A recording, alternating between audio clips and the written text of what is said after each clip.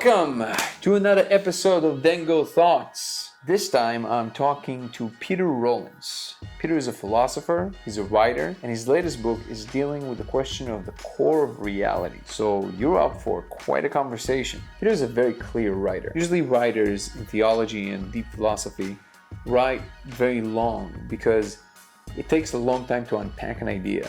But with Peter's writing, I understood what he was trying to say right from the beginning. He's a very effective communicator. Peter is someone who I was very excited to talk to for quite some time. I remember years ago, I saw Peter debating Lawrence Krauss on the subject of the importance of religion today. And I remember even back then, I didn't quite understand his position, but something about it was very interesting to me, and I thought to myself, he would be an interesting guy to pick his brain. Years later, a friend introduced me to him at a party, which was very strange. And now I get to actually talk to him. Personally, I'm a giant philosophy buff. It's not always that easy to allocate energy to think about those subjects for long periods of time, but I find it fascinating. I always like to think how the things that we do every single day relate to the big picture and everything that's going on. Now, obviously, it's very difficult to know if it even has any relevance to the larger scale of things, but it's always fun to play this game because whatever in fact is happening right here, between our ears, behind our eyes, seems at the moment to not be happening anywhere else, at least as far as we can see. And that begs a very interesting question. Why did the universe allow for that? If the universe can give rise to conscious life and we're alone, I don't think that most people grasp how crazy that is. That's way crazier than the universe teeming with life. But aside from that, if what we do doesn't matter, how can we ever determine what should matter outside of what matters to us every single day? The more we look outwards, the more we try and connect ourselves to the fate of whatever might unfold in the universe itself, the more we have to understand what this position that we hold actually is. Now, it seems like an impossible task. It seems like we will always go in circles, but I think there is a way of observing the world in better or worse ways that will lead to better or worse outcomes. I think the role of the philosopher is to think about those concepts deeply and break them down to components that are digestible to people who don't have the time to spend on that. The value of a society that is going into cyberspace and actual space is indispensable. The reason is because think about what's going to happen next. The second Neuralink and augmented reality and virtual reality are going to become a thing and merge. Almost every single thought we have would be able to be manifested almost immediately. That means we got to get our bearings and we have to understand what are the implications of our actions in the larger scale of things. Because for now, we're barely influencing anything in the universe. But if you roll the clock forward, all you got to do is look at the trajectory of technology in the last 100 years and you will see that not that far in the future, we will start painting our galaxy with our imagination. And the type of imagination we hold, the type of mind that we carry will largely determine what kind of worlds we create. And I think this is the time to start thinking about these subjects. I'm very excited to bring you this episode. I just want to remind you that if you like what I do, please like and subscribe. And if you really like what I do, please consider contributing on Patreon. The link is in the description. And now, without further ado, please enjoy my conversation with Peter Rollins. Peter, how are you? It's great to be here. I'm doing well. How are you doing? I'm doing amazing. I'm so honored that you agreed to spend your time talking to me. Hey, we always have great conversations. So we do, and never with the camera on. So this is a great. This is going to be an interesting one. This is something that I wanted to.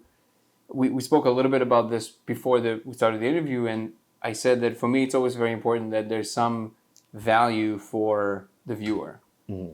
Whomever I'm talking to, I always want to make sure that there's something people can actually digest for themselves and not just, yes. Like it's great to think about interesting ideas, but I think that applicability, at least to me, is somewhere in the ballpark of very important. Yes, 100%. So considering who you are, and you wrote, is it 8 book? This is the 8th going to be? I'm working on the 8th at the moment, yes. Okay. And considering the fact that, your intellectual career took you for many very different domains of thought. Yeah. By the way, did they all involve religion in some form or religious thought or? Yeah, they're all focused on how we make sense of what we can't speak of, which is always falls into religion to some extent. They're talking about what some philosophers call the real, this dimension of life that that we can feel caught up in but can't speak of. So yeah, all my work is about exploring that domain and exploring our relation to it. So this is something that I wanted to. I guess I can dive right into one of the questions that I read. Actually, I didn't know it was your first book. Before preparing for the interview, I decided to read one of your books, and this just happens to be the one that I found. And is it called How Not to Speak of God? Yeah. Right? In it, first of all, before I even ask the question, to what extent would you say, and it might be hard to say because it's been, how long ago did you write it? Ooh, that was, I'm 48 now. I think I wrote that when I was 30. Okay, so 10 years ago. It 18. might be hard for you to kind of make the distinction. It's but in there somewhere. Yeah. how much would you say that your perspective either shifted or did your perspective, is your perspective today transformed to an extent that would be almost 90 degrees, let's say, to that, or did it stay in the pocket of that thought? Yeah, I would say from the age of 17, whenever I kind of got a sense of my vocation, to now at 48, I've been mostly deepening the perspective and developing it and enveloping it. So I would almost say that I've kind of, that book defines a certain period of thought in my work, but it hasn't been, I haven't turned away from that, but I've kind of enveloped it and deepened it. So the book I'm writing at the moment is called The Unknowing God. That's the working title, The Unknowing God. And the first book was How Not to Speak of God. And the first book is about, in one sense, how do we encounter the unknowing? And God is the name of this unknowing reality. And now in this book that I'm writing, in this more mature work, I'm talking about how not simply that we don't know ultimate reality, but perhaps ultimate reality doesn't know itself. So I've kind of deepened this notion of unknowing and woven it into the absolute itself in an interesting way. So we can unpack all of that. I'm very excited about that, actually. So I guess I can ask you the question, because if you essentially, let me see if I get this somewhat correctly. So would you say that it's essentially it's like an onion for you, and then this was the first layer of the onion, then you kind of just keep growing on top of it? Yes. It always builds on top. Yes. It never, like, have you ever reached a stage in your work in which, or maybe like a small period in which you had to rethink because of what your own thought, like the trajectory in which that your own thought took you? Mm-hmm. Did it ever all of a sudden slap what you thought you understood in the face, and you had to kind of pause and rethink the whole thing? Or yeah, I kind of look at it like you have a thought or a concept, and then you develop it, you think about it, you explore it, and it changes quantitatively, so slight changes and developments, but then eventually you hit a limit, and then it becomes a qualitatively different thought. So I think there are stages in the work where there's actually kind of not just changes and developments, but there's like a shift, something shifts. It's like in the universe, you could say that there are these qualitative shifts. So being out of nothingness is one, that's a biggie. Life out of being, that's another biggie. Consciousness out of life, that's another big one. Self-consciousness out of consciousness, and then reason out of self-consciousness. So in the story of the universe, there's all these small changes that happen, but then there are these big leaps. And I say one is like from being to life. So in a similar way, like for example, my first book was about mysticism, and I explored mysticism as deeply as I could. And then I felt that gave way to something else. So that mystical approach that I took gave way to a different way of conceiving reality. And then that gave way to something. But it all encompassed the mystical. So I've still got I'm critical of mysticism in some ways, but it's all in there. Can you define mysticism? Because mysticism, I feel like it's a very, like an umbrella term. It's very broad. What do you mean by mysticism? Yeah, so I guess at its most basic, I'll use Anselm, so the philosopher, the theologian Anselm, who he defined God in the proslogion as that than which none greater can be conceived. And so he said, like, whether you believe in God or not, the word is used to describe that than which none greater can be conceived. And he was very precise because he didn't want to say God is the greatest conceivable thing, because you can conceive of something greater than that, which is something beyond conception, right? So he basically said things can exist in three ways. There's something can exist in your mind, but not in reality, like a painting. I can think of a painting, it exists in my mind, it doesn't exist in reality. Then something can exist in reality and in the mind. So I can paint the painting and now it exists in reality and it exists in my mind. And then Anselm says it's possible for something to exist in reality that cannot be contained by the mind. And he said this is the realm of the word God.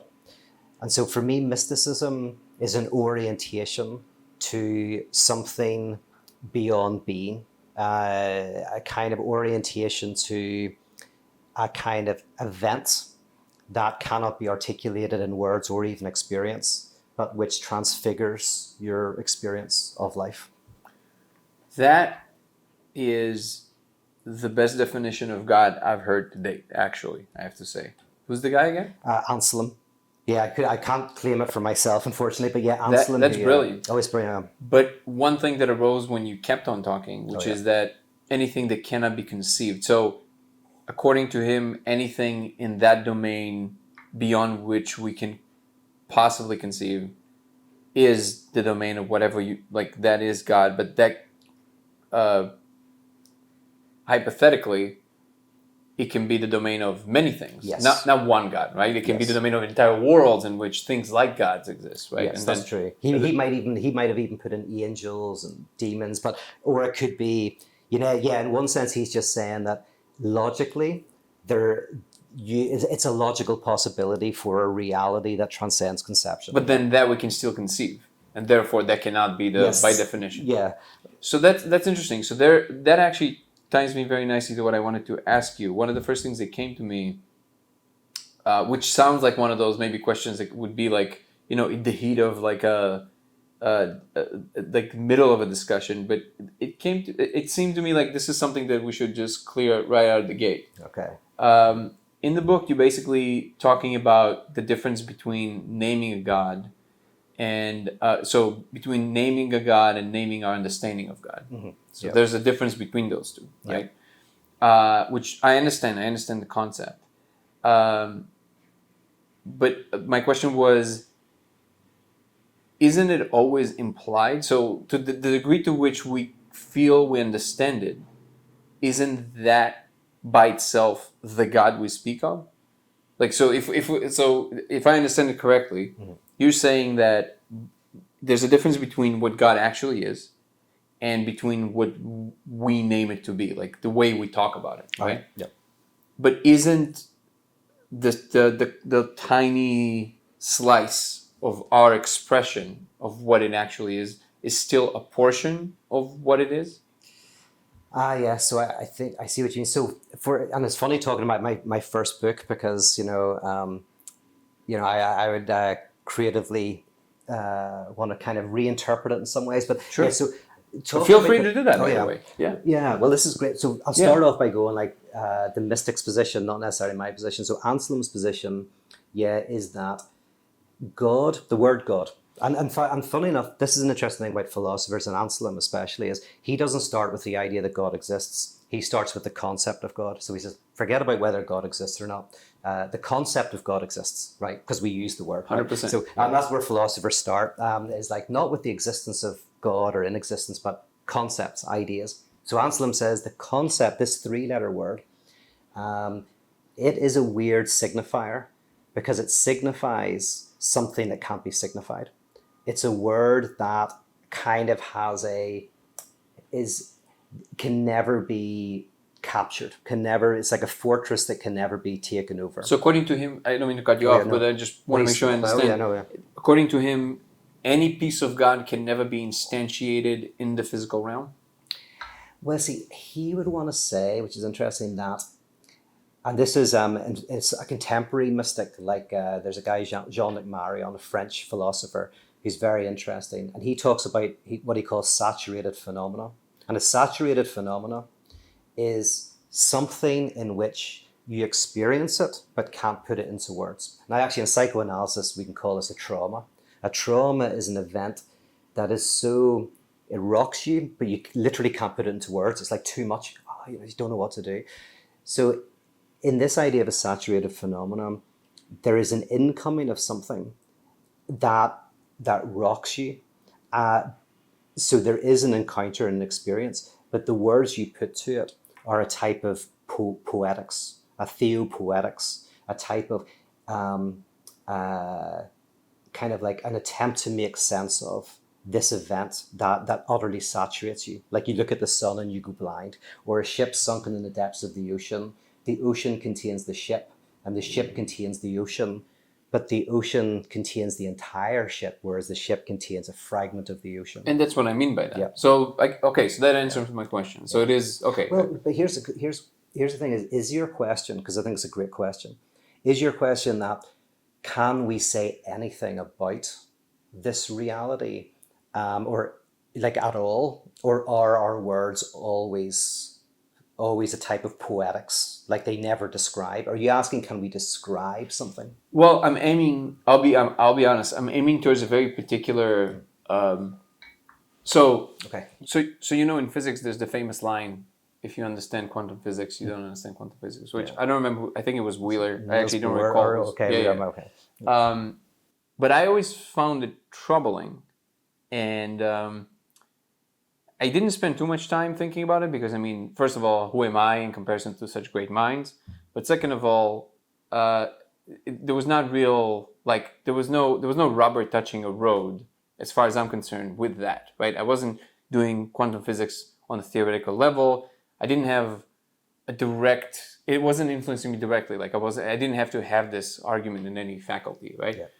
But then I read something by David Deutsch that really kind of re-sparked this kind of like rebellious against this notion, which is, what are you talking about? Like, if you can say that, what are you even doing, right? What are you even trying to do?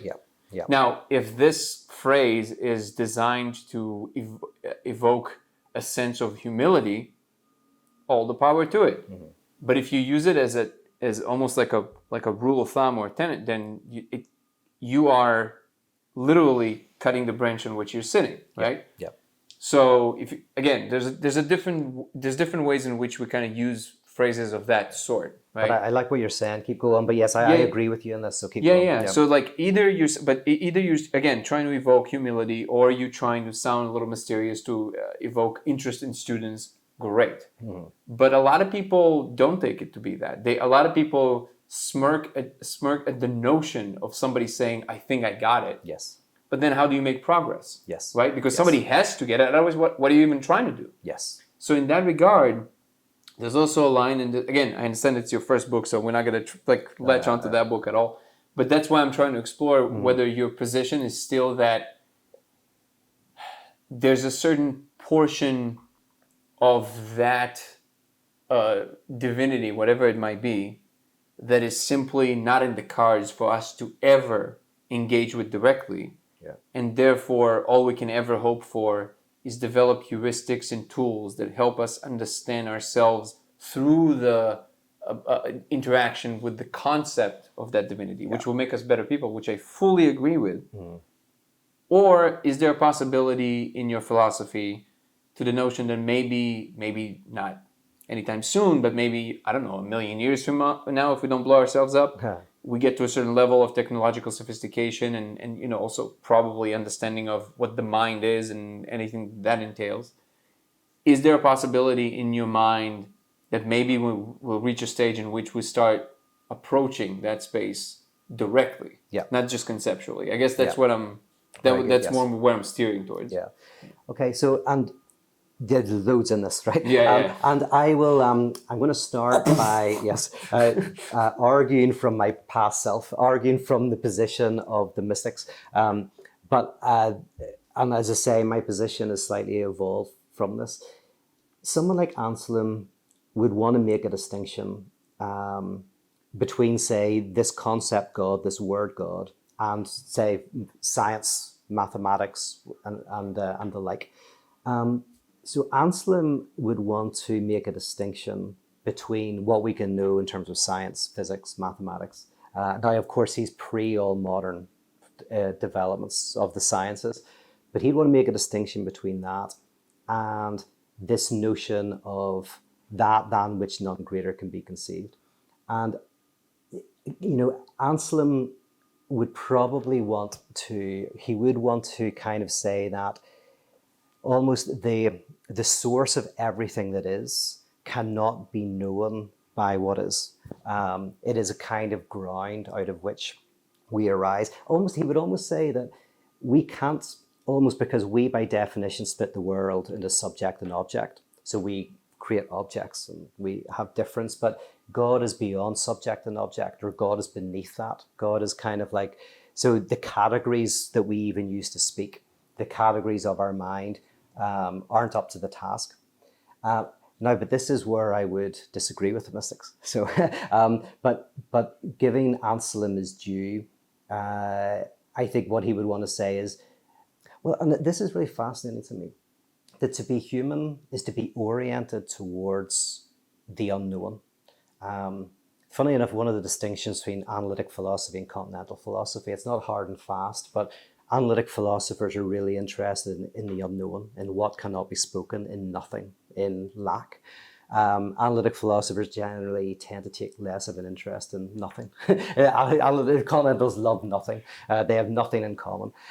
Which is a very interesting thing to then talk about your conversation with Krauss? With Krauss, because he was so interesting in nothing. But it's like, oh yes, well he was in his own way. Sorry. Yeah, that's how we first met, through conversation on that.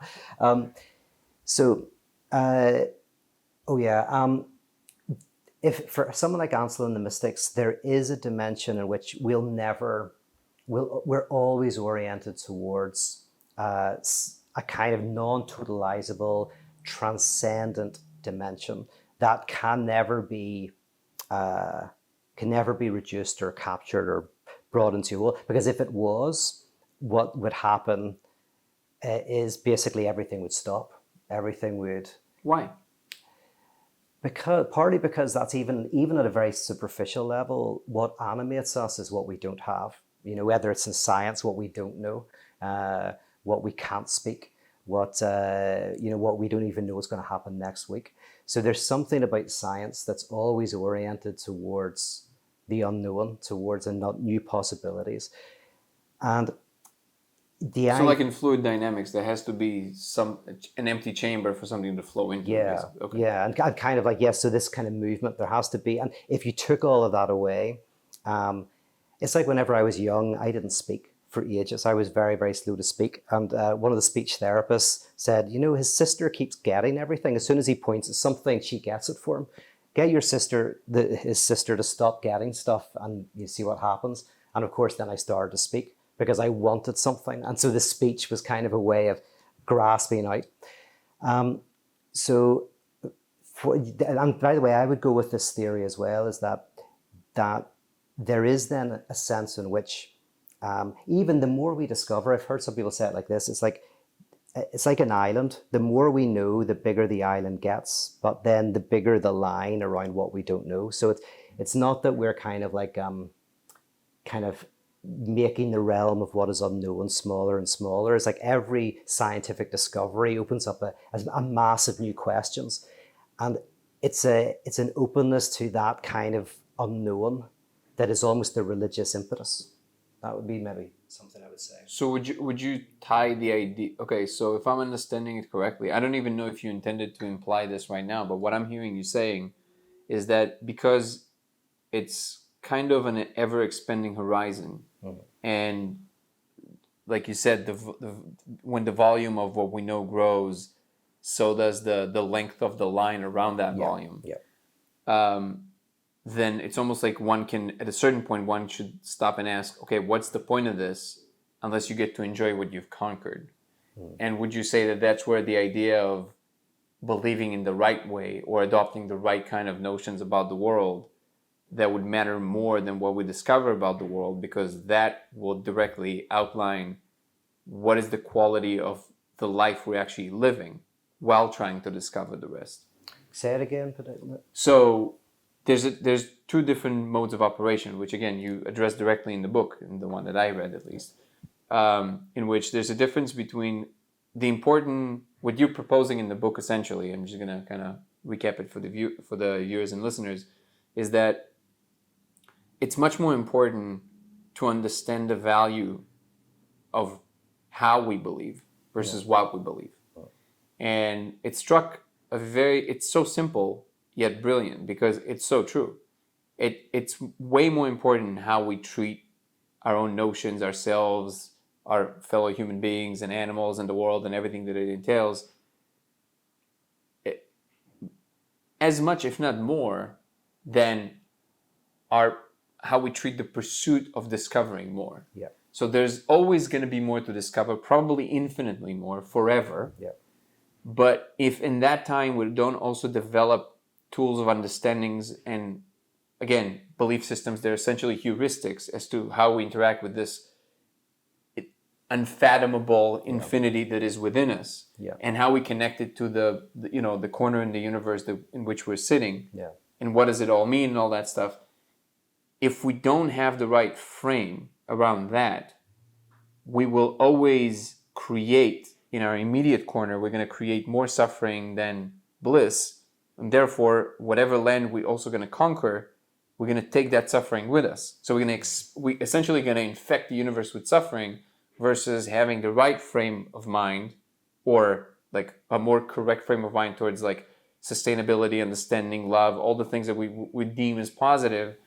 And then we infect infect would be the wrong word, but then we spread, love and unity and everything else. We can keep expanding. We can have more and more Elon Musks that are absolutely crucial and necessary. It might be like the modern version of the Messiah even, right? Yeah. But we need that within the context of a species that is capable of good for the sake of good, and not for the sake of conquering and you know what I mean? Okay, yeah. So this has to be like an initial importance. This should have this should be square one. Yeah. And then from there we can expand and we can understand, but we will take this goodness with us versus taking all the suffering that we create. Okay. That's okay. Would you say that that's kind of like where you started with, this is the point from which you started thinking about the importance of those ideas, or it was a completely different thing? I'm not sure. So I'll put it like this, because this is good. I like the fact that we can take our time. This is not like a half an hour thing. No. I would argue, and there's actually a very good book that's coming out soon by a guy called Richard Boothby. He's very, very good. It might be, the working title is called "Is Nothing Sacred?" And in that book, one of the things he argues is both religion and science, because there's a whole debate about, how do religion and science interact or whatever. And to cut to the chase, one could argue that both science and religion are different ways of orienting oneself to the unknown.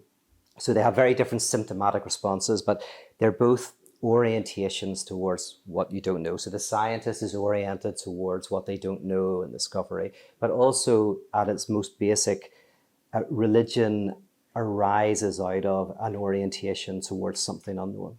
But there are two very different responses to that. And in classic religion, just like in classic physics, in classical physics, there's the idea that everything in principle can be known, except for one thing, which is the basis of the laws themselves.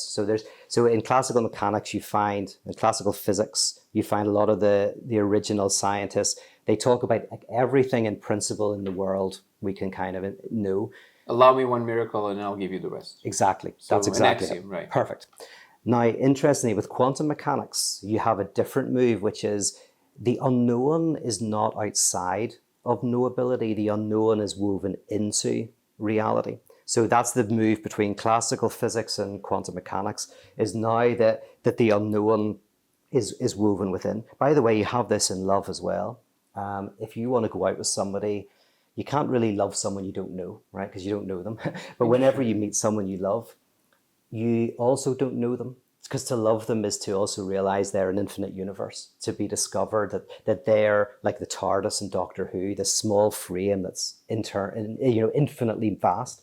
So there's the unknowing of not knowing something, and then there's the unknowing of knowing something. That, for me, is the move between kind of my early work and my later work, is that I'm not arguing that, like Anselm would almost say that God is the one thing that we cannot know that makes everything else possible and makes science and scientific endeavor knowable. But I think that I would want to kind of question that. But at its most basic, both science and religion for me are orientations towards a type of lack, a type of transcendence that we can't grasp. And if you took that away, you would take away science and you would take away religion. If there was no, you would take away love as well, because what interests us about people we meet is often what's unknowable about them, what's mysterious, what makes them have those weird sexual fantasies and weird this and weird that thing. The unknown dimension of the other is what's interesting, right? If you take all of that away, the person will be really boring, So that's the dimension that I'm interested in. And I don't think you can get rid of that. I think that's like an inherent part of reality, that no matter how long we're around for, there'll always be this unknown dimension will never be penetrated entirely. I could talk about that if you wanted, why I think that. Yeah. Okay. So, well, first of all, I want to say that I agree with that. I would love to explore where you think that, but I think that that example you gave, this analogy with the ever expanding boundary, that's a perfect example. Yeah, I mean, I don't see any reason why it will ever stop. Yeah.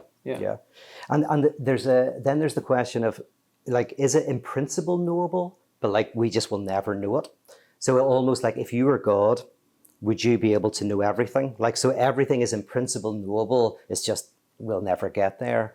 Or is the universe itself, is there something about the universe itself that is incomplete?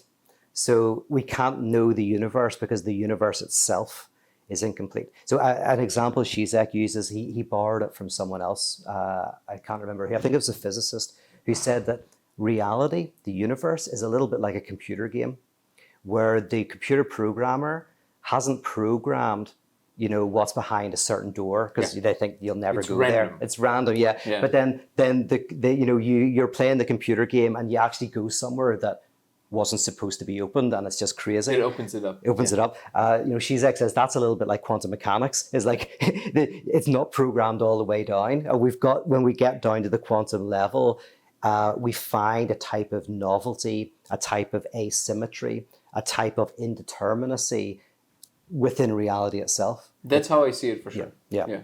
Did I ever tell you my idea with the like that largest picture that I kind of saw in my mind's eye? I'm not sure. So I had this experience in which I saw, and it was very vivid, which was the thing that was unsettling about it, which is, so I think about what would a perfect object entail, which is how most people imagine God to be, right? It would have a perfect sphere means it presses on every single point exactly in a perfect way against every other single point that is opposite to it. In other words, it is perfectly spherical, so it negates itself in any possible way, right? But that's a sphere. It's a definition of a shape, right? If you're talking about the ultimate object, in all dimensions, in all directions, in all times, in all possible, things possible, if it's perfect, by definition, it would negate every possible quality of itself perfectly because it would contain everything that is possible. So by definition, there would be nothing occurring because it's just... Yes. So what I saw was that God is in fact the almost perfect object. Yeah. And that one atom of God, whatever you want to call it, that is missing, it's like the jigsaw thing that is missing so you can move the rest of them. Yeah. So it's missing both in its structure and in the informational structure of its own experience. I don't know if it's a he or a she or let's just call it for the sake of argument.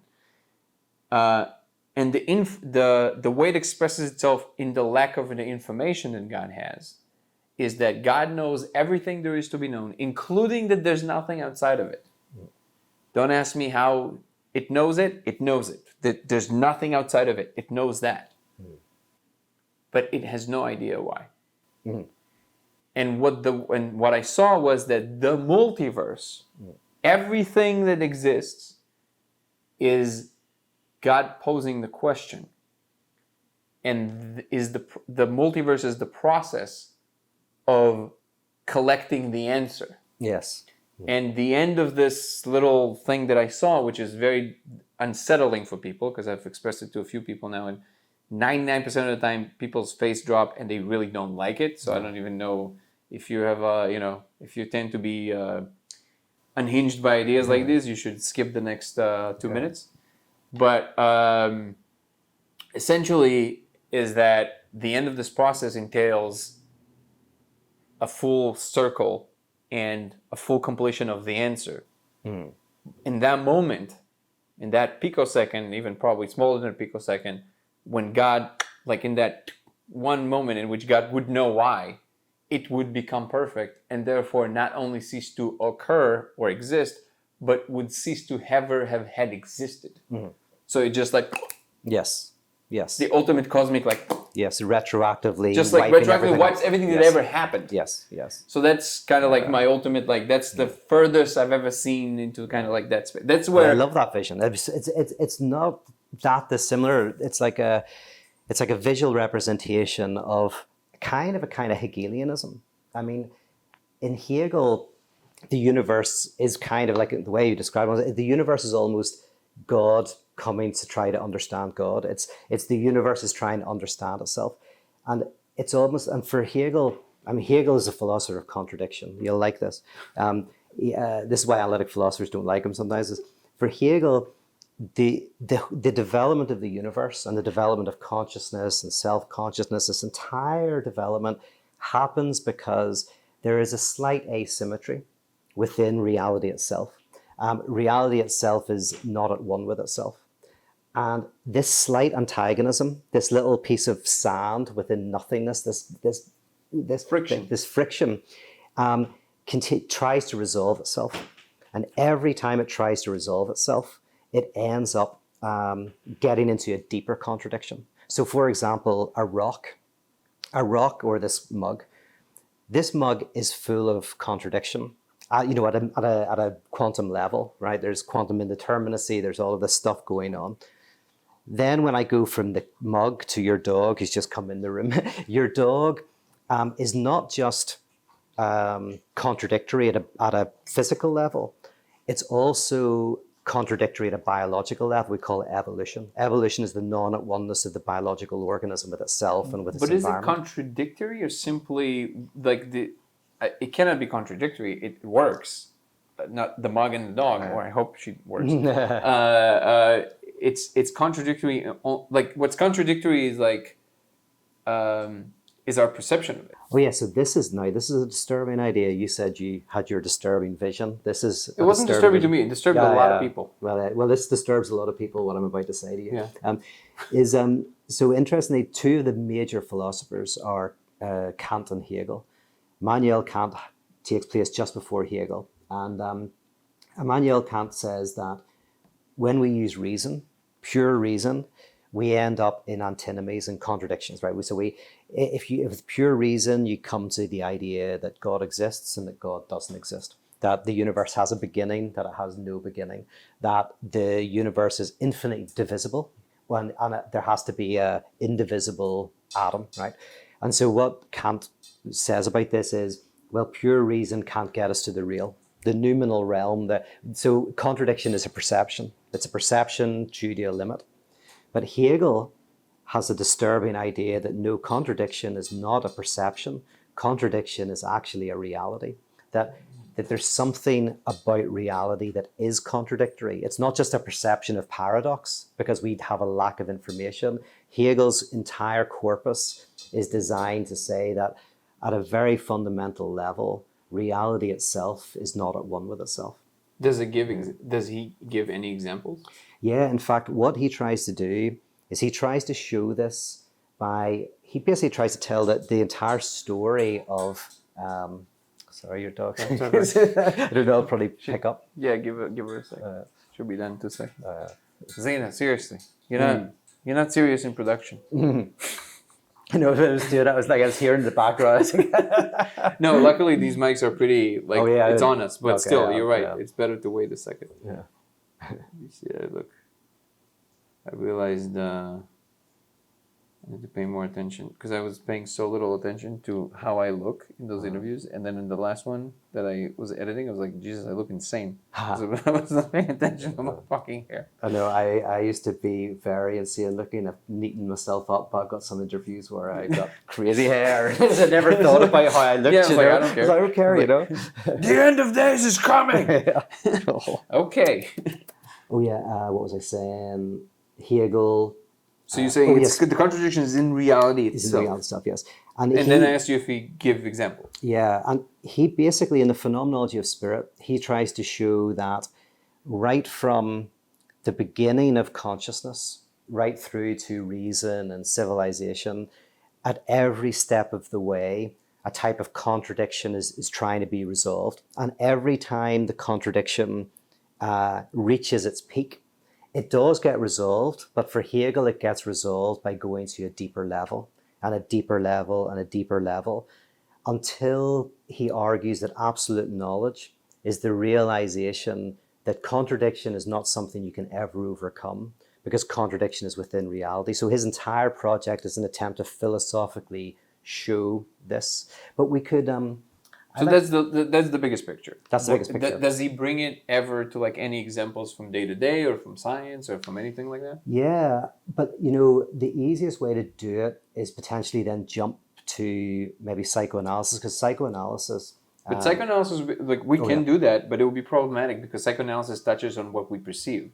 Can you give examples from the physical world that are... Because I don't see contradiction in the physical world. Even the uncertainty principle is not a contradiction. Yeah. It's a quality of how we observe particles. You know what I mean? So depending on what interpretation, the Copenhagen interpretation. That's true. That is true. Yes, that's fair. But okay, I'll give you kind of a few foundational examples. So Gödel's incompleteness theorem. That's a really good example. Yeah. Okay. So just for the viewer, whatever. Please outline it. In brief, it's quite complicated, but Gödel basically shows that mathematical axioms, whenever mathematics tries to the wider the description of the world, eventually mathematics can't prove its own axioms. So it falls into, at this weird fundamental level, a type of contradiction. Maybe using set theory would be a good example, because set theory is another example. Set theory is pretty... Go ahead. I want to see how you explain that in 5 minutes. Okay, well, I'll use it with the Russell's paradox, famously. And Bertrand Russell, funnily enough, he did not like contradiction, but Bertrand Russell comes up with this paradox. And, the idea is that imagine a village where there's a barber, and the barber shaves the beards of every man who does not shave himself. And so the question is, does the barber shave himself? Because if the barber doesn't shave himself, then he should shave himself. But if he does shave himself, then he shouldn't shave himself, right? So we fall into this contradiction. So that's the incompleteness theory. But how did you want to connect it to set theory? I'm actually fascinated. I want to... Yeah, it was, so for me, I think that was partly Russell's critique of the work of, was it Frege? There was a German mathematician who was basically trying to create a complete picture of mathematics using set theory. And then Bertrand Russell said, no, but when you try to get this complete picture, it falls into a type of contradiction like the barber's So it still paradox. falls within... Okay. Yeah, so it's kind of like a form of that contradiction. But also, so that's in mathematics. Obviously, we mentioned indeterminacy as a possible kind of non-at-oneness of you kind of superpositioning as a. Well, what I meant. So I'll clarify what I meant specifically, so you can comment on that. What I meant is that even in the uncertainty principle, essentially, it is true that it's a core. You can call it faculty of reality. So it's an actual quality of the world, the way the quantum space operates. It's not. It's actually, I kind of said it like as a one-liner. So it's not completely true to say that it's just a quirk of our perception. It is actually the case that the short version of the uncertainty principle is that the higher degree of accuracy, the velocity of the particle, better the velocity, less about its position. If you know the position with more accuracy, its velocity with less accuracy. Yeah. So the misunderstanding of the majority of the public is that, well, it's a matter of like we don't have a good enough instrument. Yes. Or like, no. So no, it is actually that the particle itself, or that's the assertion, that the particle itself actually has less of its velocity available for measurement as an actual quality of itself in that instance. Mm-hmm. And that is a much harder idea to understand. Yes. So as long as we're on the same page there, right? So that kind of it actually plays into what you're saying, but I would still maintain that is still what it tells me, at least, is that there's a deeper component of reality that does resolve itself if you look at it through the lens of however reality actually expresses itself in, I don't know, 11 dimension, or it doesn't matter how many dimensions you want to throw at it. It does resolve itself, or it doesn't even need a resolution. It contains itself perfectly because it works. So that would be kind of You're like going against your own vision. You're going against your own vision of I'm just saying. Yeah. No, against the vision. Yeah, I didn't say it was my idea. I said it was what I saw. It was actually. I was like, well, that's interesting. I know it didn't come from me. Yeah. But yeah. So that's essentially what I'm saying. So I'm saying that. Why would a philosopher position. So like what is the reason he's offering around this like what is the reason he's offering around that? Was it like why is the conclusion that it would always be unresolved? Yes. Or will it always be unresolved for us, or does he maybe acknowledge that there's a possibility that it is resolved, just will never be resolved for us? No, and this is the interesting thing about Hegel, and by the way, one can disagree with him, but his argument, the radicality of his argument is that we always tend to think that, of course, like it's almost sounds insane, like almost like the basic principle of philosophy is A equals A, that reality kind of is knowable. It has a totalizing dimension, even if we don't know it. So whether it's in religion or science, this idea that if we don't understand something, or if something seems like a contradiction, ultimately, with enough knowledge and enough time, we'll be able to, figure it out. Or with God, it's just that we don't have the conceptual ability. But Hegel's point, which is really fascinating, and he's just before the birth of modern science, but he wants to say that the greatest insight is the insight that reality itself is divided. And that's the deepest. He calls it absolute knowledge, because it's your knowledge of the absolute, and it's the opposite of nirvana, really. Yeah. It's not only that it's not fully complete at the end. It's actually the absolute opposite of that. Yes, absolute opposite. It literally, there is an inherent asymmetry, disharmony, antagonism, and contradiction. So I understand it logically, but I'm asking. And we don't have to get bogged down by this if you don't want to. But this is the heart of the matter. Okay, let's great. So awesome. Yeah. But why? Like, how is he justifying that conclusion? I'm asking. Yeah. Like what? Absolutely. And the thing that I would want to say using Hegel is we can justify it on actually, I would say, every level. So the book I'm writing at the moment just takes three, which is level of subjectivity, the level of social reality, and the level of actual being, right? So, as I say, if you take social reality, the name for the non-at-oneness of social reality is democracy. So democracy is the non-at-oneness of the social body that generates civilization. So in a way, without getting bogged down, without democracy, there would be an argument that we can't really have civilization. Civilization requires a type of productive non-at-oneness. Well, you can have things done by force. It's been done for a long time, and actually, the 7 wonders of the world were achieved by force. Yes, but what I would say is that fascism is not where there's no lack; it's the denial of lack. So for the fascist, for example, if the fascist looks at the Jewish community and they go, they're the problem, what the fascist is doing is the actual division is within the fascist community, and they're scapegoating. They're saying they're the problem, but actually that's their way of avoiding their own internal dividedness. So for me, fascism by definition is a utopic vision in which everything would be great if we could get rid of X, whether it's the Republicans or the Democrats or whatever. There's some X, some group. If only we got rid of them, everything would be great. But the problem is if you get rid of the group, you realize that actually that group was preventing you from seeing the internal contradictions of the collective itself. So you will find a new thing to try and eradicate. You have to find. So within Russia, the kulaks were this. They were going like, who's to blame? They go, the kulaks are to blame.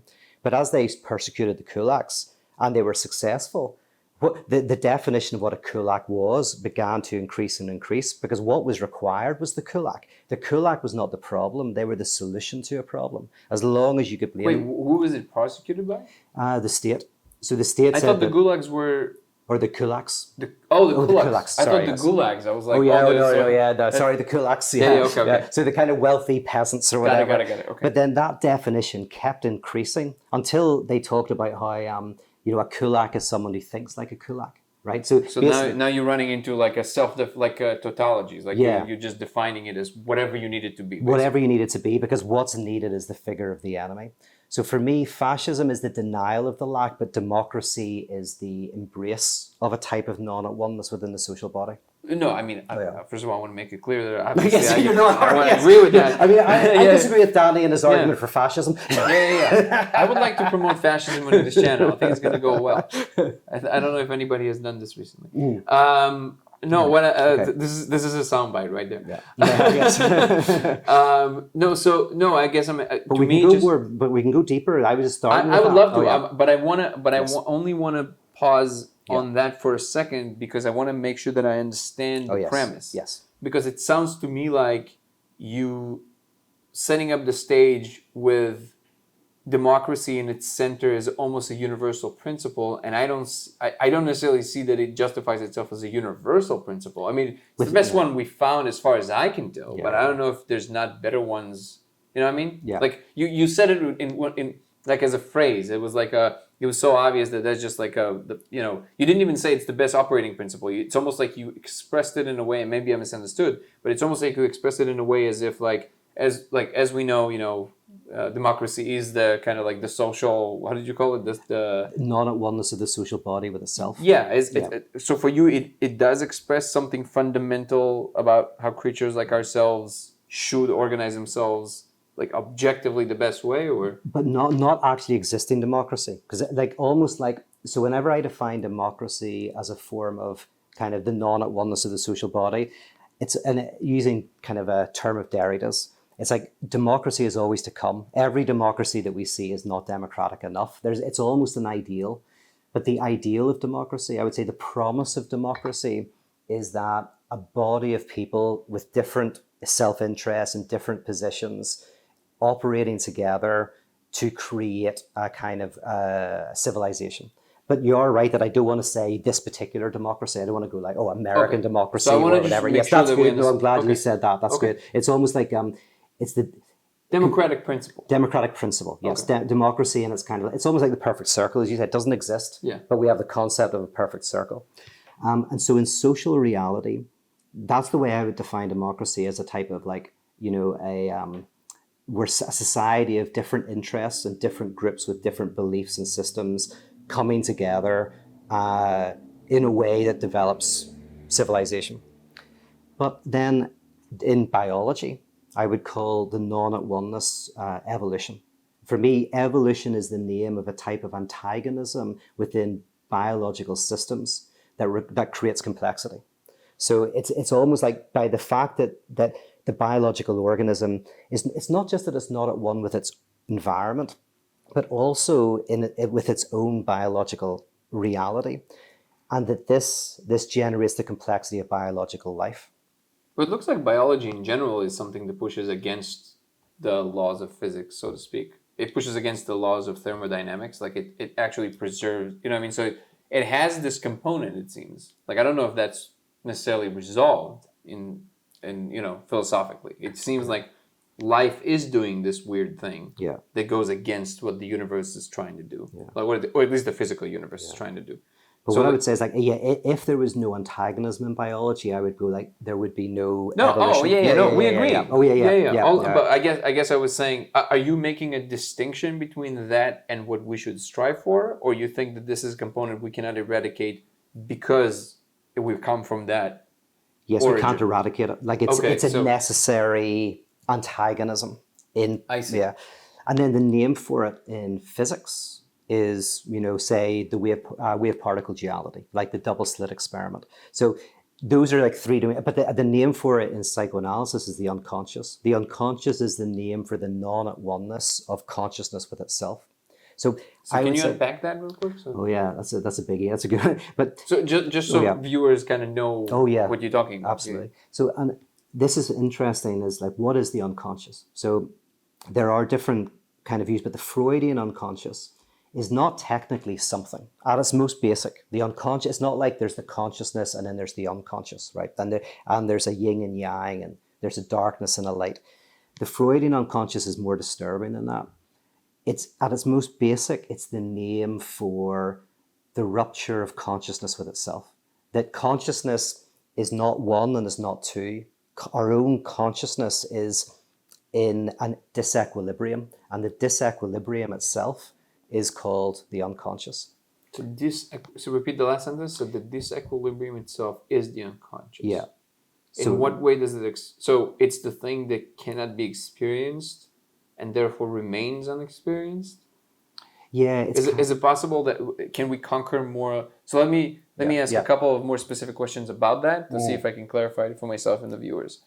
Would you say that it's a potentially expansive domain, or is it kind of wobbles within certain parameters and it cannot be? So is it possible that there are parts of the unconscious that then become conscious as we evolve? Or no? Yeah. So this is kind of, so like, you can almost talk about the primal unconscious, and then unconscious things that are, created by the unconscious. But at the primal level, the unconscious is like the line in this table. So this table is our consciousness, and the split is the unconscious. It's the lack of the conscious? Yeah, it's kind of the non-at-oneness. It's what creates this weird division. Is it like a trinity? Like, Father, Son, and Holy Ghost. The Holy Ghost is nothing but the split between God. So God, the split within the absolute is called the Holy Ghost, like the split. We can. So it's like there's a city in Northern Ireland. This is my perfect example of it, and it's very interesting because during the Troubles, this is the second major city in Northern Ireland, and it's one city, but it's got two names, depending on whether you're Protestant or Catholic. If you're Protestant, you would tend to call it Londonderry, and if you're Catholic, you call it Derry. And there was a radio presenter started to call it, because what journalists would do is they would say Derry stroke Londonderry. So, on the news, they would say Derry stroke Londonderry. Even though it's the same place. Same place. But then this radio host started calling it Stroke City. So they reduced it to Stroke City. So it became known as Stroke City. In fact, people will know about this because there's a Derry Girls. Is a comedy. Have you seen Derry Girls on Netflix? I haven't. I'm ashamed to say I barely watch anything, so I'm a bad person to ask. What is it about? Well, it's a comedy that was made in Northern Ireland, but it's become big here. Last year everyone's talking about it, so it's called Derry Girls. So this is the city. But Derry Girls sounds like the British version of Hooters. I don't know. Is that right? Oh yeah, no. Maybe that would work better, but no. So this city is one city called Stroke City, where Derry stroke Londonderry. And depending on what community you're part of, you map the city differently. So the city is one, but it's also not one. It's not two, and it's not one. It's not one. But how does that map to the difference between conscious and unconscious? So the unconscious is the stroke between Derry and Londonderry. But that's the definition of the people in that city. Yeah, it's the kind of, but if you think of your consciousness as the city, and there's this, because we can love and hate, and we want to go out and stay in, we want to speak and stay silent. Like, we're full of these contradictions. So if you think of your consciousness like Derry stroke Londonderry, the non-at-oneness of yourself is the unconscious. So I personally love, I grew up between this very interesting, like you're talking about the line. So I was raised, maybe not entirely by my grandparents, but a big portion of it. And my grandmother was a very spiritual person, or at least in the time that I always have this to offer this caveat now, because I only recently discovered after talking to my mom that she only became pretty religious in the last 7 years of her life, which is very interesting. But I was, a little kid, so those were the exact 7 years. So what do I know? As far as I'm concerned, she was a devout Christian. Yeah. But she was a very spiritual Christian. She was very not one of those obnoxiously let's believe in God kind of Christians. My grandfather was Jewish, but he was a physicist, so was pretty atheist. He was an atheist. And I didn't know at the time, but I absorbed a lot of the differences in that perception. And that was in Russia. And then I moved to Israel, which is a whole other animal of like how they believe in the different sects and all of that. So I was very exposed to the different ways in which people perceive the world, right? And later in life, when it formed the more adult me, I guess all of this is kind of like my story of why I think I traverse those grounds a little easier. So like I don't have a problem switching between those modes of operation. But the older I got, the more important it became for me to take those big concepts, which I tremendously enjoy, and I map them onto my experience and verify them through my experience. Yeah. So what I'm hearing you saying, and I think I understand your analogy, is just that from my experience, I've been meditating quite a few years. It seems that in reality, the relationship between the conscious and the unconscious is mitigated or buffered by what is potentially conscious. So you have those things that are you conscious of at the moment. There are other slivers of your regular consciousness that you just can't pay attention to all of it, so you kind of switch in between. But nevertheless, they are familiar to you. Yes. So when you switch to them, you're like, oh, now it's this thing, now it's this thing. Yeah. And Yeah. then Freud there's... called that the pre-conscious, the conscious, Well, the not even that. No, pre-conscious, I just mean like regular experiences. Yeah, And but there's that's right what he now you meant. can't pay attention to all of it. Yes, but that's what he means by pre-conscious is just not what's not conscious at the moment, but can easily become Oh, okay. conscious. Yeah, so yeah, what yeah. I would call... So again, maybe it's just a matter of terms, Yeah. but what I would call pre-conscious is... It sounds like a dirty term. It's a very pre-conscious. Is the thing that is unconscious, but it's in the gray area of unconsciousness. So it's not the same as the other things you're not paying attention to. So, for example, when you meditate, you so to speak go deeper and deeper. But really, what happens is that you uncover more of what is potentially conscious, but you just don't know how to look there. And it's almost like you learn slowly how to look in different directions of what is potentially conscious. So you discover more of what can be conscious. Yeah. But then there's the part that is like the abyss. Yeah. The portion that usually, according to Benjamin Levitt, is the thing that makes the decisions, right? Is the thing that is completely outside of your ability to inspect. Yeah. That's what I would call the unconscious. So I always wondered... So that's a Jungian approach. So that's a Jungian approach to the unconscious. Yeah. I guess. Broadly, yeah, yeah. sure. Yeah. It's which I wouldn't disagree, because I connect to a lot of what Carl Jung said. But to me, it's just, from my experience, it makes the most sense to look at it from the perspective of kind of like that, which is like what's conscious, unconscious, and what's potentially conscious. And then my question is it true that we can actually discover deeper and deeper, like, unconscious things and bring them to the conscious? And maybe we would have to modify our actual brains, do maybe a type of a surgery, or literally upload like a booster to a software, use CRISPR from genetic, whatever you want to conjure in your imagination. That might be the case. Like, I always wonder, is it the case that we can uncover more of that? Yeah. But what I'm hearing you saying is that it doesn't matter how deep you're going to go, the contradictions will always be there, which I don't disagree with. But then the question is, why does that matter? Yes. But it's different, by the way, just to clarify. Sure. Yeah. Is it, so the Jungian unconscious is deep within, the Freudian unconscious is on the surface. And that's very different. So I don't think I understand that. Can you explain that? So for Freud, the unconscious isn't found by going into yourself, or meditation or drugs or anything. That connects you with something. But for Freud, the unconscious is on the surface, in the slips of the tongue, in the what he called parapraxis. So the unconscious is weirdly not something you have to search for. It's like so on the surface, but it's so on the surface you don't see it. So what does Freud call the processes that are outside of our inspection? Those like deep processes that occur, that we know are there, because we obviously there's a lot of things that are going on in the mind that we can't, notice, right? So or you disagree with that statement? No, I mean, in one of his topographies of the inner mind, that would really go under the pre-conscious. Yeah, he would say, there's this pre-conscious is everything that we're not conscious of now, but we can become conscious of, either by looking or by reflection so that would be pre-conscious. So what's the significance of switching the names? Well, so the unconscious, which is the kind of psychoanalytic insight, is something that it's not accessible. Because it's at its most primal level, it's not accessible because it's not something at all. It's really, as I say, return to that idea that it's the thing that means we're not at one with ourselves. That's why a parapraxis is interesting. A parapraxis is being a slip of the tongue, or where I say the wrong name, or I do something that I didn't intend to do.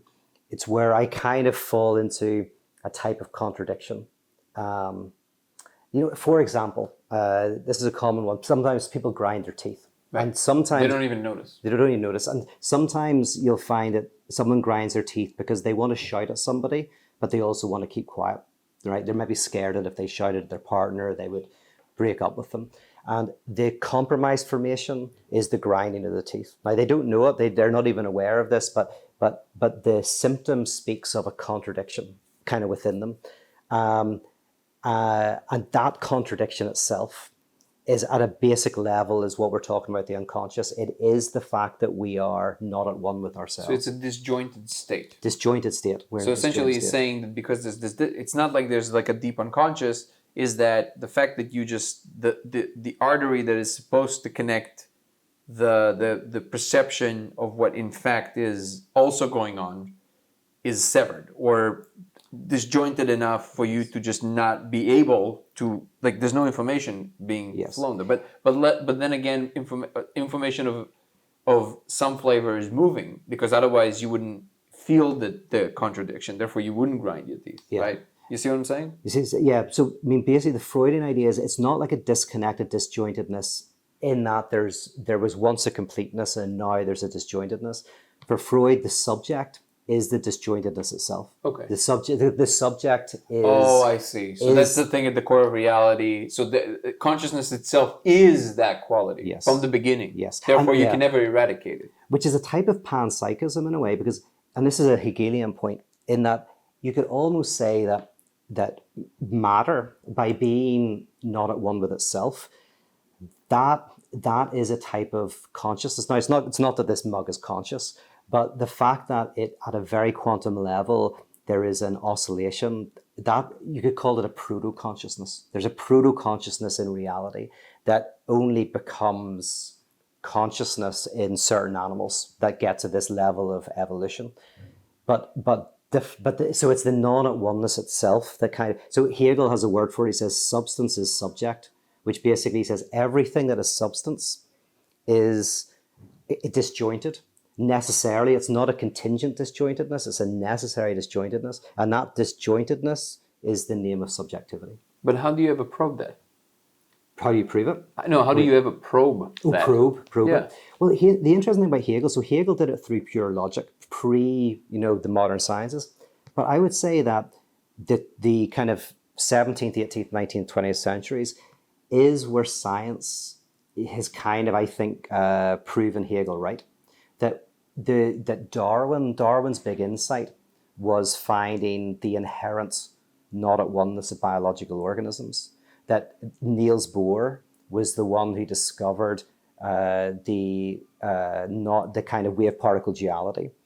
Gödel was the one who encountered the incompleteness within mathematics. Hegel found it within philosophy. Well, I would say that with the difference there is that mathematics is very concrete in the sense of self-interaction, which is essential, which is the importance of what Gödel found. Yeah. Because mathematics is the language that describes relationships directly, versus have another layer of abstraction, another layer of human perception layered on top of it.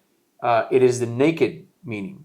And if naked meaning bites its own tail, then we're in trouble. That's essentially what he discovered. Yeah. But philosophically, it seems to me you will always be writing on this problem that it is, by definition, a human... So for example, there are certain things we can say philosophically that would be undeniable, and you might disagree with me, but I would say they are beyond...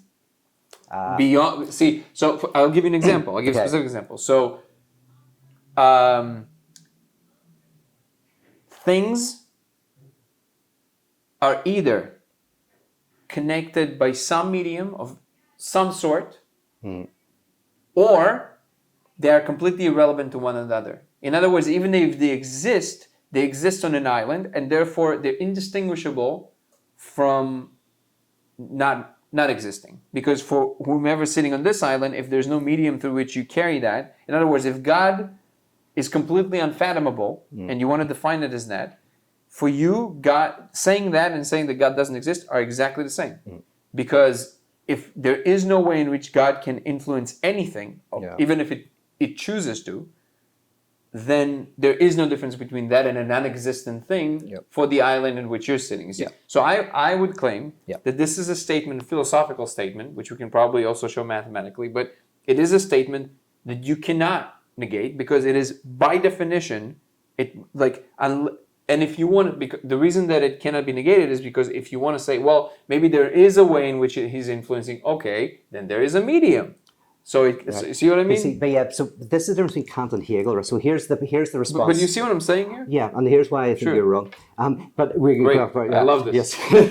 So the Kantian position, broadly speaking, is like the parable of the elephant and the six blind men. The six blind men feel the elephant different ways. Feel the trunk, says this is like a tree. Feels the leg, says it's like a whatever. And they all feel different parts of the elephant. Hegel comes along and he says, no. We are not like six blind men encountering the elephant. We are the elephant encountering itself through the manifestation of the six blind men. In other words, as soon as we are the elephant itself encountering itself through the manifestation of the six blind men. And as soon, and this is the Hegelian point, as soon as you break the world into subject and object and go, I am perceiving the world, the divide is there. You've got a noumenal phenomenal divide. You cannot. But you don't have any other way to perceive the world. So how can a human claim that they somehow figured out how to perceive the world not through being a human? But we're not perceiving the universe. We are the universe perceiving itself. Okay, that's a statement that I don't disagree with, but it doesn't go against anything that I said. So but if we're the universe perceiving itself, then we are not making judgments about the universe. The judgments that we make about the universe are themselves a reflection of the universe itself. I would say they're attempts at remembering what in fact we are. Yes, but everything we do is the universe doing it. So, so from that perspective, and this is the Hegelian perspective, is then you start with thought, which is where philosophers always start. They always start with a concept, but they go so all of the contradictions that we encounter subjectively within our consciousness, eventually we discover that is a reflection of the universe itself. Okay. So the difference between Kant and Hegel is, the Kantian thing is he wants to kind of go ultimately there is an unknowable reality, because even if we know everything, we're perceiving it through our senses. Sure. But Hegel's just no, hold on a second. It's like, that's actually presupposing something. That's presupposing a split between ourselves and the universe, as if we are not the universe speaking itself, seeing itself, tasting itself, Wait, hearing let itself. me repeat that in my Okay. own mind so to see if I understand. So he's saying that by saying that this subject object, this is presupposing a split. Is this a fair way of summarizing what he said? Yeah, well, he's saying that even the notion of a split is a notion that defines something essential about the universe itself.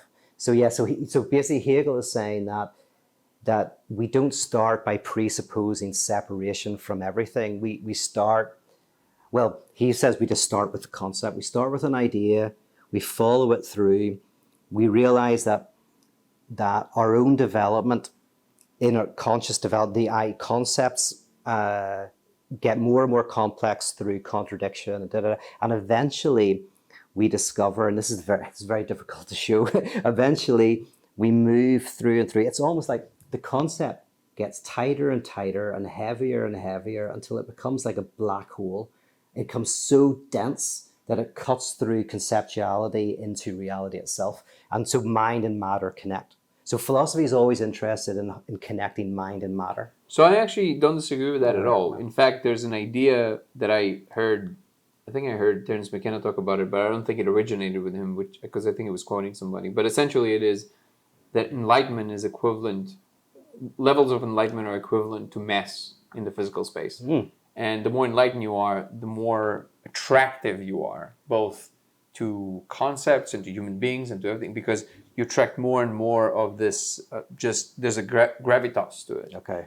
And but for you, the amount of information that you're attracting yourself, eventually you reach a stage in which there's less and less that can actually escape your domain of experience. In other words, you can't express much until you reach, so full enlightenment would be equivalent of a black hole, in which there's nothing you can say to anyone that would make any sense, because you're the ultimate attractive object. You basically enclose yourself in this enlightenment, in which the only way for anybody to perceive what you perceive is to cross the event horizon and get enlightened themselves. So I don't disagree with that at all. Yeah. But I want to point something out. So first of all, I would love to go back, if you can find that path to like proving me wrong, because I actually love, figuring something out that I haven't figured out before. That would be great. I still don't see how what you said goes against what I said. Okay. Maybe we misunderstood each other, but I want to point out something about what I said, the difference between mathematics and language. Yep. So Kant is a good example of that. For the life of me, and again, I'm not trying to say I'm wiser than these giants. All I'm saying is that for the life of me, I cannot understand the problem of you cannot get an ought from an is. Shoot me, I don't get it. You know why? Because it's a matter of language. As far as I'm concerned, the problem is, yes, you cannot derive an ought from an is, but guess what? You don't act out of an ought, ever. Nobody acts out of an ought. You act out of a state in which you find yourself in, and then however you achieve that feat, you assess the situation to the best of your ability in the time frame that you have, and you act according to the belief of what you believe is the best course of action according to the set of criteria that you predefine. But all of those things are completely, whatever you want to call it, subconscious. They're outside of what you don't inspect every moment of that progression. All you do is you just act. And that is defined by many, many, many things, but it's never ought to me, almost like it implies like a deep analysis of the situation, and this it ought to be this way. Nobody acts out of that state. People act because this is if you don't have any better ideas, you just do something, right? Because you don't have a choice. But if you have a little bit of time to think about it, it never takes the shape of an ought. It takes the shape of what needs to happen from here, according to what I want, or wants to happen in the future. But I think many, many years of graduate students were lost to this abyss of unnecessary qualm, honestly, the way that I see it. I know I'm probably offending a lot of people, but it's like a lot of mess was made, as far as I can tell, because of a word. Yeah. because of what that word actually entails. But at the core of what the word trying to point to, there's an essence, there's an actual experience. And what I'm interested in is how our experience actually propagates through this three-dimensional space, and what kind of ideas we can bring online that will help us have a better momentary experience that will lead to better decision making. That's kind of like what I'm interested in. So the reason that, like, I personally, again, I love these concepts, but to me, what's important about them is that we are on the precipice of entering a world in which our thoughts can, I think we talked about this briefly, can become reality in an instant, in virtual reality, you know, in spaces like these. And the second we connect things like Neuralink and go online and all that stuff, what we believe about the world would have real consequences very quickly. And because of that, I think it's important to hash certain things out in a way that is productive and leads to beings that are capable of assessing situations, new situations that they've never seen before, in effective ways that don't destruct but construct. Yeah. So I know it's a lot on the table, but that just to give you kind of like an outline of where I'm coming from to this kind of like situation. But the whole basis of my work and this work in general is like, so I'm a practitioner, not a philosopher. I'm trained as a philosopher, but I'm a practitioner by, you know, that's what I do. But that's great. That's But the reason I'm saying that is these are very important concepts. Like my argument is that oneness thinking devastates the world. When utopic thinking, oneness thinking, and the reason why I like psychoanalysis over counseling or forms of psychotherapy or CBT or whatever is that in psychoanalysis, the idea is that if you don't come to terms with your own antagonisms, you'll put them onto somebody else. That we tend to the scapegoat mechanism is where someone can't look at their own contradictions. And so they go, oh, the world would be without contradiction. The world would be without these conflicts if only we got rid of these people. That's a real world problem. Purity culture. So in religion, it's called purity culture. Who is clean and who is unclean? Who is inside, who is outside? Who is correct, who is incorrect? And we create these, we're in a secular purity culture revival at the moment, where everybody's like deciding who is clean and who is dirty, which by the way, we do from when we're young. You know, you get rid of your excrement, right? And the early religions are about what to do with literally sewage, right? So right, in very concrete terms, what to do with dirt is central to kind of human civilization. But what I agree with all of that. Yeah.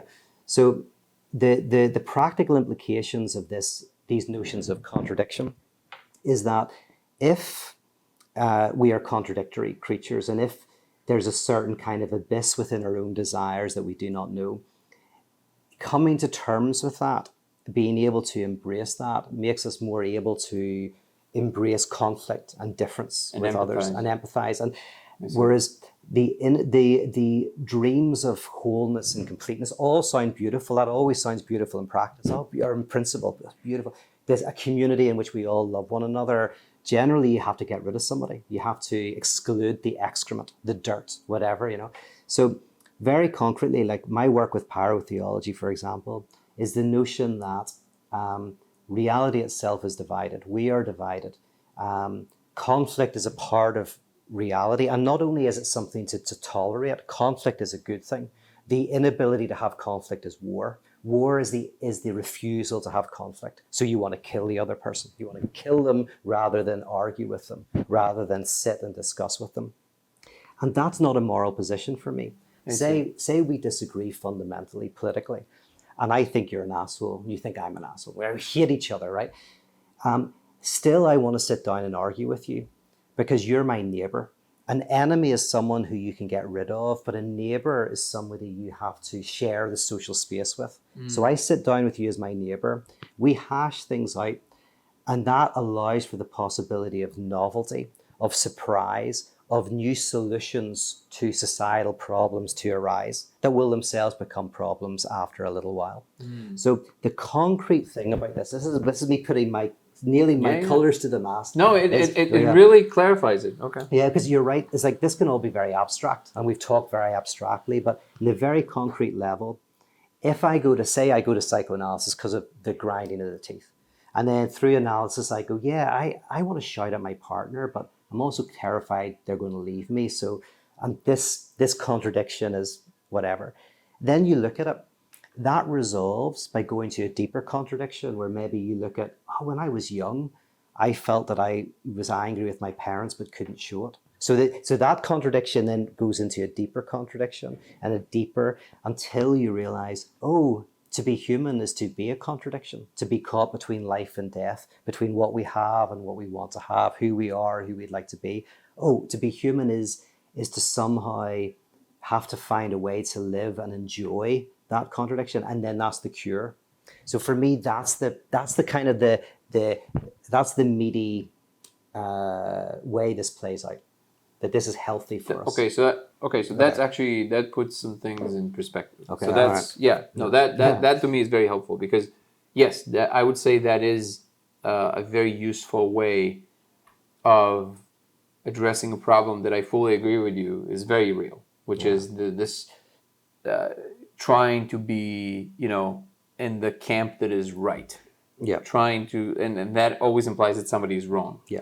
Versus transcending that. So yeah, I agree with you completely. This actually puts things in perspective, because we get so bogged down by camps and who's right and who's wrong. I think the next step would be try and transcend that stage and understand there are, in the end, it's all a matter of what is your square one?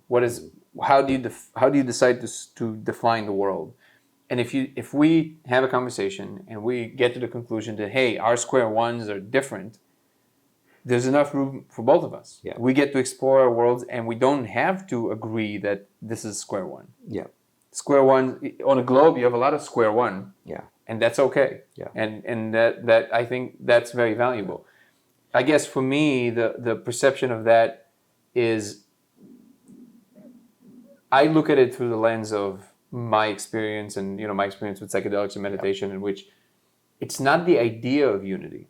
It's the fact that when you are in certain states, you see that, and I'm not saying that being exposed to a feeling of oneness is necessarily means that everything is one. It might not be. It might be also another illusion. Who knows? Yeah. I do know that it feels healthier, though. Yeah. From that space, you don't feel the need, that impulse. It feels great. No, it feels great. Well, no. But that impulse that somebody is wrong stops mattering. Yeah.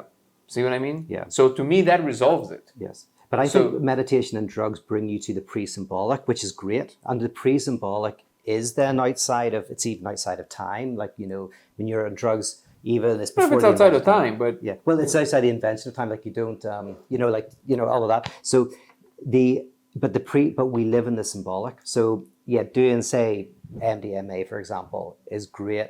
You feel that pre-symbolic kind of experience. But then you have to re-enter the symbolic world. So, and the symbolic world is a world of difference. So like the symbolic is like a dictionary. Every word points to a different word, and no word points to itself. Like no word gets to the thing. Yeah. No word is like, every word is a slippage to a different word, and then meaning arises through this constant differentiation. And that in a way is the kind of example of how I think the symbolic world works. But can I outline one thing for you? Yes. And again, I don't mean to cut you off, but this is like a crucial this is moment. great. So let me outline an experience for you, and tell me if you ever had it. And this experience actually was outlined by Sam Harris many times. I think he did it best, honestly. I don't know, you probably disagree with Sam on many things, but in this particular case, as far as meditation is concerned, this experience of not being a subject. So I've had it a few times. Yeah. So what's interesting about that experience is that, like Sam described in many outlets, is that it doesn't feel, it's completely compatible with regular life operation. You don't feel high, you don't feel bamboozled, you don't feel confused. It's not like a psychedelic state. And so, for example, for me, I've experienced it a few times at a retreat and also outside of a retreat. So the longest I've ever felt it was for almost a minute. And what's interesting about that state is that in that minute, I couldn't even shake it off, which was weird. Because usually the second your mind enters and asks a question or goes, ooh, this is interesting, it goes away. Yeah. But in this particular case, I wasn't even meditating. I was just going to sleep after a full day. And I was laying in bed and all of a sudden, it conceptually, it's hard to deliver. But there was nobody looking. Yeah. There was just the room. Yes. It's a dissociative state, yeah. This is the interesting part. It wasn't dissociative either. Right. It's very hard to put into words. You know, the most profound thing about that experience was how unprofound it was. Yeah, yeah. It was so matter of fact. It wasn't like, oh my God, or angels singing, or anything like that. It was simply how things are. Yes. Well, no, that's very common, but it's very common for psychotic structures. Not necessarily psychotic structure, but those are very third. common. Yeah. So what you're describing now are third-person analyses of that situation. What I'm trying to deliver to you is the first-person experience. I'm saying that. No, I'm saying what you experienced, like lots of people experience. Some like it, and some don't. But it's exactly it's a very real experience. Yeah. Some people, neurotics, don't experience it very often.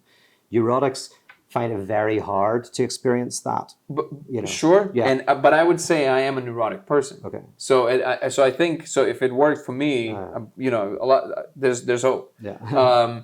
But I have a deeper point. The deeper point is that when I've experienced it, I realized, if you can operate from the space. Now I'm pretty sure that it's just hard to hold because there's certain prerequisites involved and. You have to, you have to do some work to get there. But although it does happen haphazardly to people sometimes. But anyways, when I've had it, it was very clear that if you could operate from the space, everything you're saying will be resolved. Yeah. Because there is nothing that, again, needs to be protected. There's nothing that is concerned because there is no me. There's just the room. Yes. And again, it's hard to express with words. No, but it's the state because it's not like being, on mushrooms. It's just what is happening, and you're fully operative. Like you can move, you can do everything. You just do it with maximum.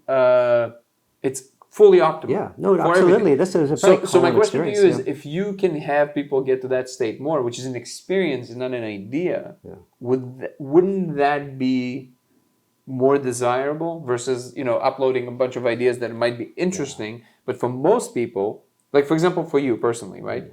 How much of that, and it might be a lot. I'm not putting you on the spot. I want to be clear. I'm not putting you on the spot. No, you're not putting me on the spot. I want to know how much of that operative in how you operate throughout the day. Yes. But what I'm saying is, like, in psychoanalysis, the only thing that matters is, does the subjective position cause suffering? If it doesn't cause suffering for you, absolutely, that's a great experience. Like for me, a symptom is only a state of subjectivity that causes the individual suffering either in love or in work, basically. But if it doesn't, it's great. Like you're describing a subjective experience that is great, as long as it's not like that's it's beneficial. Well, it was weirdly not subjective. Yeah. I know it's kind of hard to experience, claim. But it was an experience, or whatever you want to call it. Just there's nothing right or wrong with that. Like what we're talking about is philosophy. But if you're talking about, I'm asking about the validity of it in functional terms. Yeah. Like how much of what you're telling me right now bettered you as a person throughout the years? Okay, yeah. Well, that's the thing. If that bettered you, that's great. Like it would only be like if someone was having an experience like that and they find it traumatizing in some way. But what you're saying is like, could everybody, like, is that a universal experience, or could it's very clearly at the bottom of it's before everything you're describing. Yes, well, for sure. It's not an option for it not to be. It's almost like it was the thing that is there, and then all my concepts are here, and then all the concepts just went away, and then there was just pure experience. So now, and you're not psychotic, but a psychotic experience.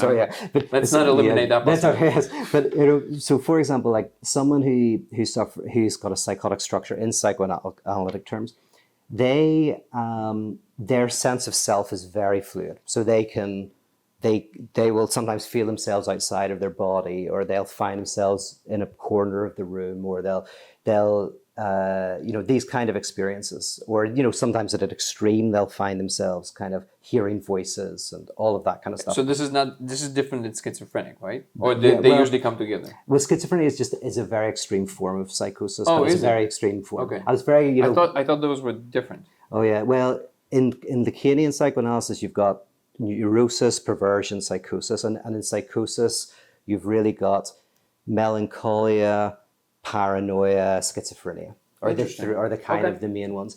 Now, why was I saying that? Oh yeah, the thing is, the psychotic structure is more close to the truth, because the truth is the ego is a fiction, right? Well, so obviously it's a fiction, right? But it's a useful fiction, right? So Lacan has this term called the non-dupe d'air, which in French sounds like the name of the father, non-dupe d'air. But so that sometimes that is a more true experience, that our ego is kind of fluid, but it can really get in the way of kind of almost the fiction of the ego is a fiction that is useful, not entirely, but for someone who suffers from too much ego fluidity, they can sometimes need to get into their body. So whereas a neurotic is in their body so much that sometimes through meditation and drug use, it feels like a relief to be able to kind of like feel the dissolving of the ego. Wait, so psychotic and neurotic are almost opposite? They're almost opposite. Yeah. Neurotics are they're very in their body. They're very they're too associated with whatever is in fact happening in their body. Yeah. But why do we then have such a negative connotation? I mean, obviously psychosis is not a good thing, right? Well, interestingly, what I like about Lacanian thing is that none of them are good. I mean, I like the way they all sound bad. Being a neurotic sounds bad. Being a pervert sounds worse. Being a psychotic sounds... But they're actually, for me, they're almost like... What I like about it is there's no normal. There is no normal. We're one of those three, and there's maybe a fourth category, which you can talk about. But it's like, so having a psychotic structure is not worse than having a neurotic structure, but it means you'll have different symptoms. Like your symptoms will be different. So for example, a psychotic is tyrannized by certainty. They're certain of things, but they're tyrannized by, like, they cannot doubt. Somebody is following them, things like that. Yeah. Okay. Somebody's outside the window, or that they're certain that the voice spoke to them, and they're absolutely certain. Where a neurotic might hear a voice, but they'll be like, did I hear a voice, or was that something I made up, or was I half dreaming? Interesting. A psychotic person will suffer from an inability to doubt. That's one example of like the different symptoms. So this is interesting. So do you think it's because from what you're describing to me, and I guess I need a lot of education, and when it comes to this, I don't know much about psychosis, but is it possible then? Because from my experience, and this is not just my experience, it's also attached to what contemplatives said. Yeah. It seems to map onto that pretty well. Is it possible to have a state that is a form of psychosis, but it actually is aware of really reality, what it really is? So my perception of psychosis is that you can also believe things that are actually not happening, and you're certain of them. Yes. But what I'm describing to you is that you are certain because there is no you. There's just what the situation is. So now, obviously, the obvious response, if you don't agree with that position, would be like, well, how do you know? Fair enough. Yeah. However, there's a certain signature to it. Yeah. It's almost like it's the NFT of experience. Yeah. You cannot fake that signature. It's a signature of realness, of truth in its most naked form. Yeah. So it's very esoteric when you just say it with words. I understand that, but I think it's not the same of what you're describing. Yeah. Like it's not the same as psychosis or anything like that. So I don't know if you ever had that experience, but have you ever had anything close to that, or? Yeah, like through maybe drug use and stuff like that. Yeah, but here's the interesting thing, kind of like a side thing, but it's kind of, you might find this interesting. Sure. Is someone who maybe has a psychotic structure. One of the reasons why Lacan says the non-dupe d'air is if a police officer pulls them over, they don't see a police officer; they just see a regular person. So they're not duped because it is a regular person. but you err because of that. But they ignore a social structure that is important to the situation. Exactly. So yeah, that's exactly it. It's almost because they don't experience the social structure, they can err, as in get in trouble, because the social structure has power. Yeah. So it does real world in the world we live in. Yeah. Whereas a neurotic person, when they see a judge or a police officer, they see an authority figure. They see everything. the social structure. They experience it so much so. So that's why, in one sense, the psychotic structure is closer to the truth, because in a way, the truth is the judge is just a normal person, but from it seems to abstract it a little more. But it's the same as asking somebody, "Hey, what caused the ball to jump?" And then the answer is, "Well, atoms moved." But that doesn't encompass the full scale of the situation. So it's almost like their grip on reality is looser in a sense. It is a more general. Again, from what you're describing, it sounds like it's a more general kind of like layer of reality. So for them, certain specificities about reality don't matter. Yeah. But that's still not. They're incapable of seeing the relevance of things that are relevant, and therefore they cannot possibly perceive reality, because the reality encompasses also the things that are relevant to what in fact is happening with you right now, right? Well, yeah. So social reality is obviously a form of reality, but whenever he says the non-duped err, is because you're not duped by social reality. So, for example, you go to a party. There's certain ways in which you have to interact. The way certain questions you ask, certain small talk, right? Now, in a way, this is just some grammar of the big other of social reality that we engage in. But if you don't feel that, and you have to learn it, but you don't feel it, you're not duped by social reality, because social reality is a type of dupe. It's a type of it's the structure on which we rely to signal certain things to each other. Yes. So yeah, but it is a kind of like, as I say, it's like when I think say something's heavy, technically scientifically something's not heavy or light. Something has mass, right? Heavy and light is a kind of human way experience. Yes, they're fast and slow. Fast and slow doesn't exist within physics. You've got velocity. So in this weird way, social reality is, and you're exactly right, Lacan would say, it's like social reality is incredibly real, like it's incredibly important, but for the person who doesn't feel woven into social reality, there's a certain sense in which they're seeing through something. Like they are kind of like seeing something.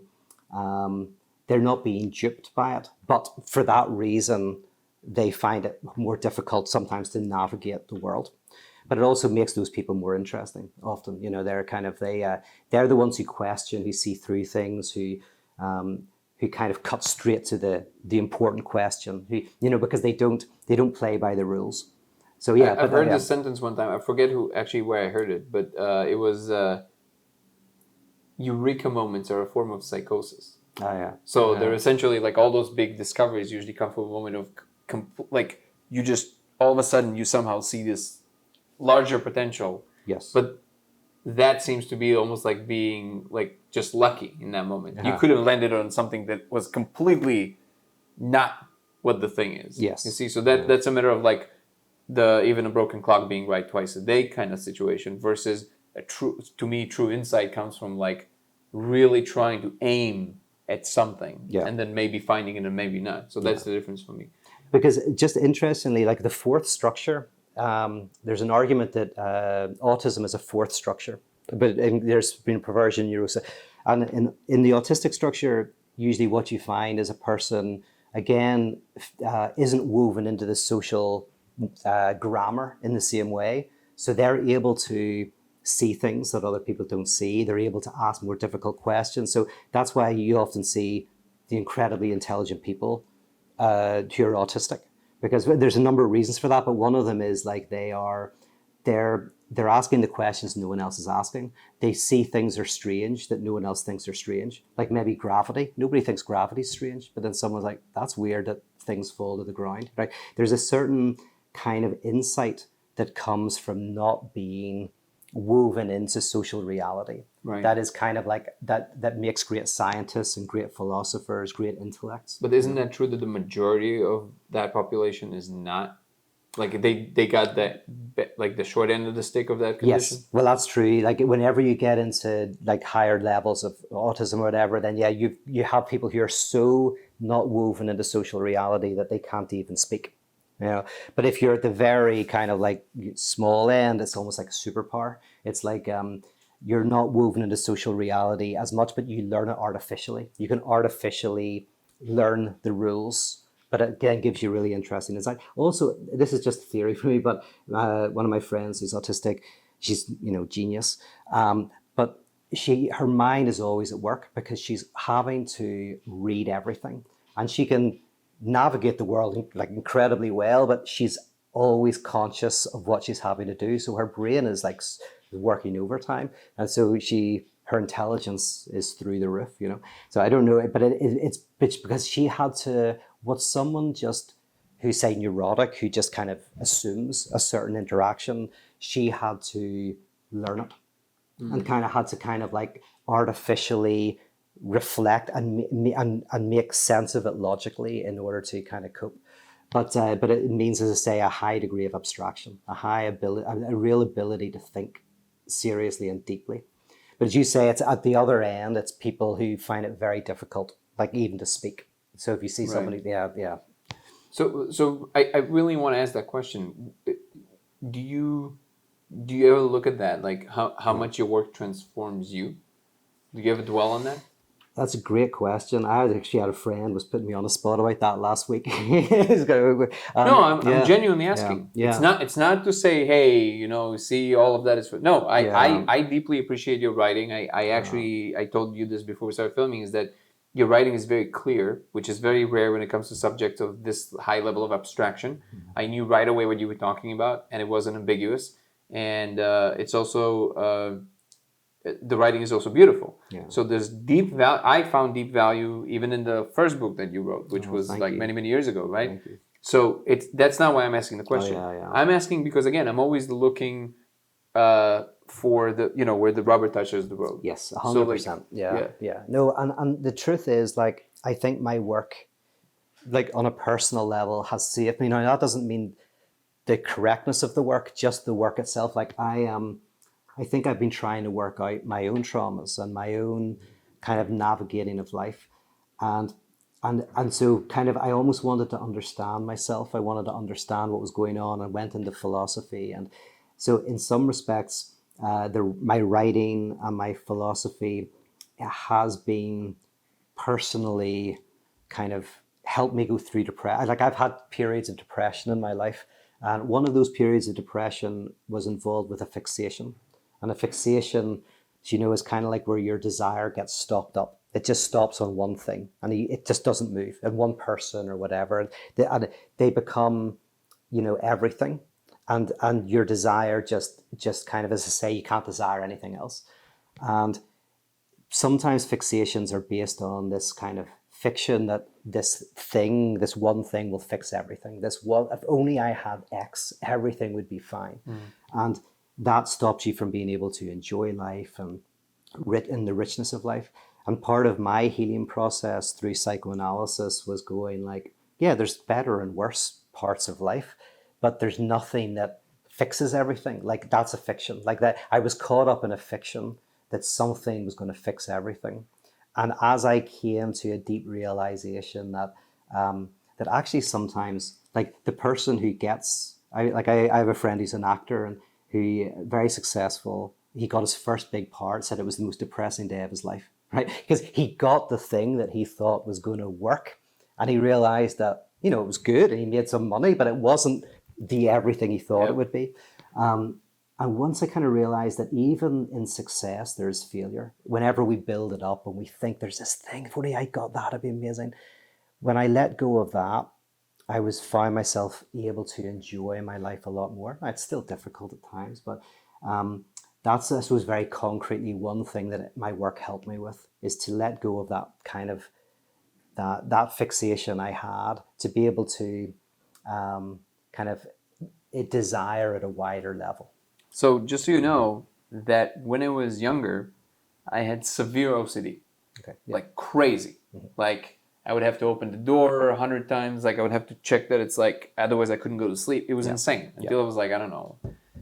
I don't remember the exact ages, but it when I got a little older, I became a teenager, it started dissipating, but not really. All it did, it changed form. So like it changed from like crazy shit like that to more like mental obsessions, just like you're describing.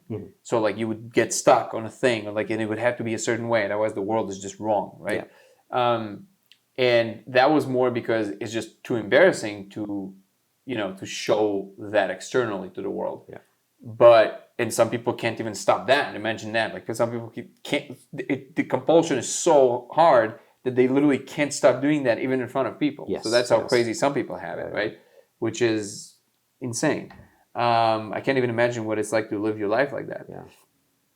And the reason that I know that some things work and some things don't is because I know for me, I actually make it go away completely.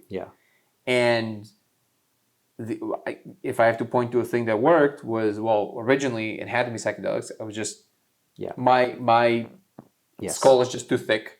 And I wouldn't, if you would tell me about meditation or things like that, 10 years ago, I would just laugh you out of the room. Because, come on, right? That was my kind of like thing to it. It was for weak people. That's how it was interpreted in my mind. But psychedelics definitely did the trick because they were powerful enough to just punch me into sanity. And also, they showed me that there's actually real possibilities of different ways of operating. Like, not as a concept, but different ways of actually expressing yourself in the world. And moment-to-moment allowing these moment-to-moment expressions in your own mind to come up in a different form. It's almost like you guide it in a different way inside. And then every time the compulsion would come, I would like see it. And I was like, oh, interesting. It's almost like a cog in a machine. And I was like, okay. And I always compare it to like a clutch in a car. Like the old, the stick shift. And you would just press the clutch and all of a sudden it just releases it. And the wheel can go, but you're not part of it. You're just looking at it from the side going. And then slowly it subsides, and then it just stops.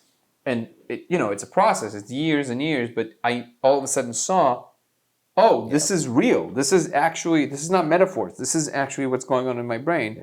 And I could slowly disengage. And later, when I started kind of like, fucking around with meditation, I saw that there's actually a way to do this sustainable way to just like really just like going to the gym, it's just working out, like learning how to make those moves in your mind, right? And that experience of, by the way, distancing is very important for those kind of things. That's kind of the cure for that structure. And so I empathize deeply with these kind of like issues that we have in life, and that's also how I know that certain things work and certain things don't. And then the thing for me, that's also why you can guess why I'm so interested in the things that work, because I want to potentially try and get the word out of different ways to as many people as possible, that more people could actually help themselves. That's kind of very important to me. But the cases that I find most interesting are the ones that are almost like, I don't think they're the most valuable because I don't know to what degree they're repeatable. I'm going to make a slight lateral turn that is might be completely out of the blue, but like, are you familiar with Daniel Tammet's case? I'm not sure. So he is this guy from England I think England. And he had a seizure when he was 4 or 6, something like that. He was a normal kid, and then he had this crazy seizure. He just fell on the floor, the whole thing. And ever since that happened to him, he all of a sudden had this. The reason I was saying the unrepeatable cases, because I think it would take us another 100 years to figure out how that happened and maybe try and replicate this. But this is real. He essentially developed this ability, or he didn't develop it. He just had it all of a sudden. He could just see the answers to very complicated math questions. And the way he describes it now, he's an adult. I think he's a math professor now. He's pretty famous because of what happened to him. He's one of the only savants in the world that is also fully like operational. He can communicate no problem. And the way he describes it is that he sees every number, no matter how big, it's associated with a texture, a color. It has a lot of dimensions. It has a shape, like you can see it. And if you tell them, I don't know, 375,000, square root of like whatever, and then you just throw those crazy numbers at him, he sees those two things that you just told him as shapes, and then the space that is left in the middle is the answer. And so he just knows it. And people check them with calculators. He can give you like insane answers to things that people just couldn't explain. He holds the Guinness World Record for reciting pi. So I think he recited 22,500 decimal points after pi without any mistake. Wow. Yeah. And he's not calculating anything. He literally just sees it coming. Yeah. And actually, they tested him in San Diego because there was this neuroscientist who was a big expert in like brain injuries. And he was testing him for potentially faking it because, in... is it China or Japan where they have those schools where they I was about to say, this sounds like a very extreme version of that, but there is in China. I think it's China...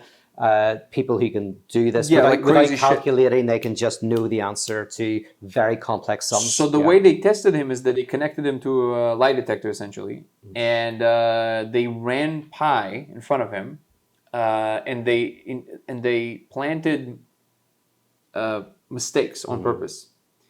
And every time there was a mistake, his galvanic response, the response on his skin, showed a spike.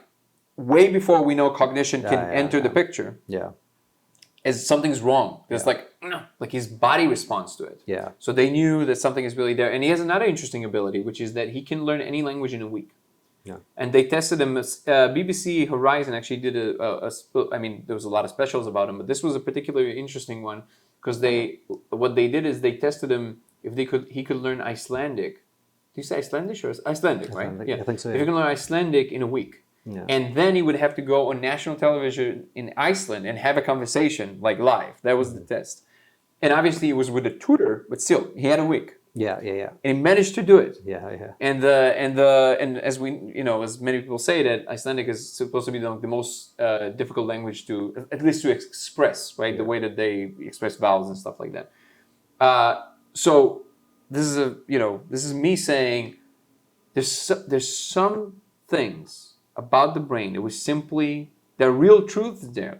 This is a real case. Yeah. This is not even a fringe case at this point because it's pretty well, documented and established. If we can replicate this, right? If we can understand what happened there in that seizure, because it was completely normal before. And my point is that there are real answers there. All those, the things about the contradiction, all that stuff. We might agree or disagree to different degrees depending on where it's applicable or not. But cases like these prove to us that there are some elements of the mind that are so beyond what we can even start to comprehend that is possible for us. Yeah. Because that's a real case. Well, that's not an unusual case. I've heard, he might be the most extreme, but no, I say there's a whole school, that there's nothing unusual. But that just strengthens the case. Yeah. That all we need is one. I agree with you. There's nothing about that I disagree with at all. So I guess I'm tying it to the fact that I had those condition. I have these conditions, and I've managed to heal myself to a very large degree. How much further can we consciously allow ourselves to go? If I keep going, can we get to stages like these? By running experiments on ourselves without rewiring ourselves necessarily. Doing mathematics questions is interesting. It's not that it's very cool, but it's not it's a very striking example of an ability, right? Yes. That is very concrete. Yes. It's not that I'm saying it has the ultimate value. Yeah. I'm saying, is it possible to also bring ourselves to this level of genius? Ethically, but that's not genius. That's the thing. That's not genius. What he has is not genius. Genius is something which some people have where they, transform a scientific endeavor. We'll use a different word. I understand what you're saying. So we'll use a different word. What I mean by that is that exceptional ability. Yes. Okay.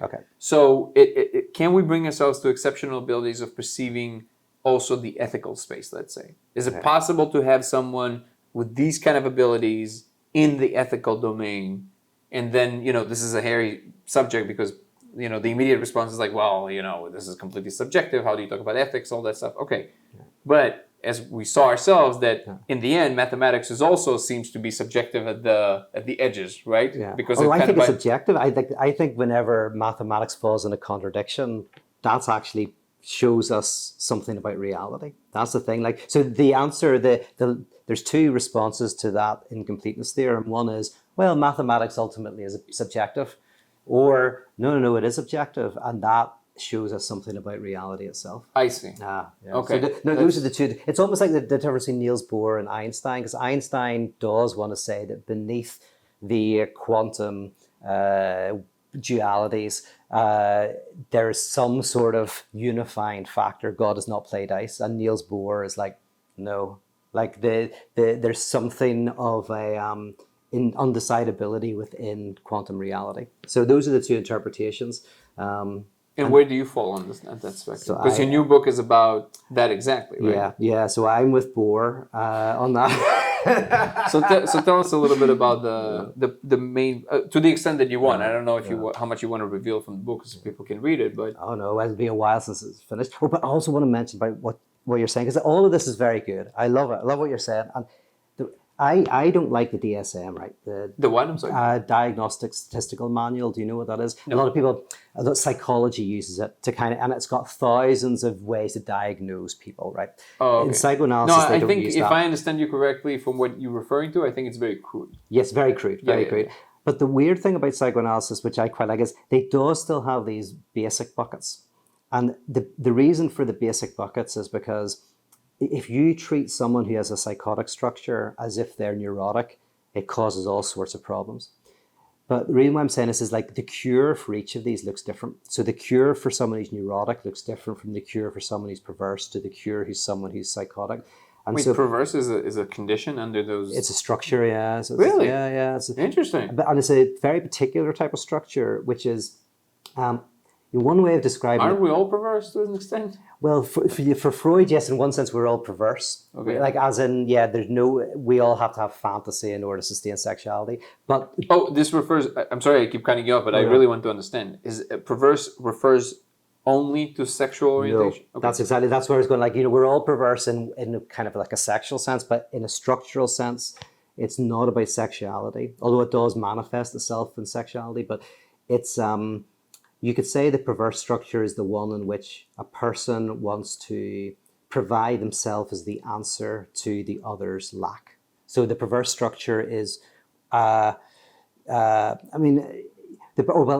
give you an example. Actually, maybe a better way of saying it is a perverse person always sees themselves as the exception to the rule. And maybe put it like that. Perverse people are often very law-abiding. They see the structure, but they have a transgressive dimension that's outside of it.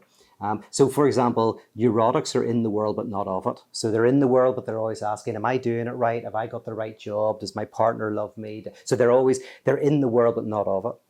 The psychotic is outside the world. They're kind of like, they're outside of it, trying to kind of sometimes read it and be in it. The perverse one... So God complex would be psychotic? Sometimes, yeah. And feeling like, we've said about, you don't feel the social rules at all. So you kind of feel outside. That's why sometimes you can be completely delusional.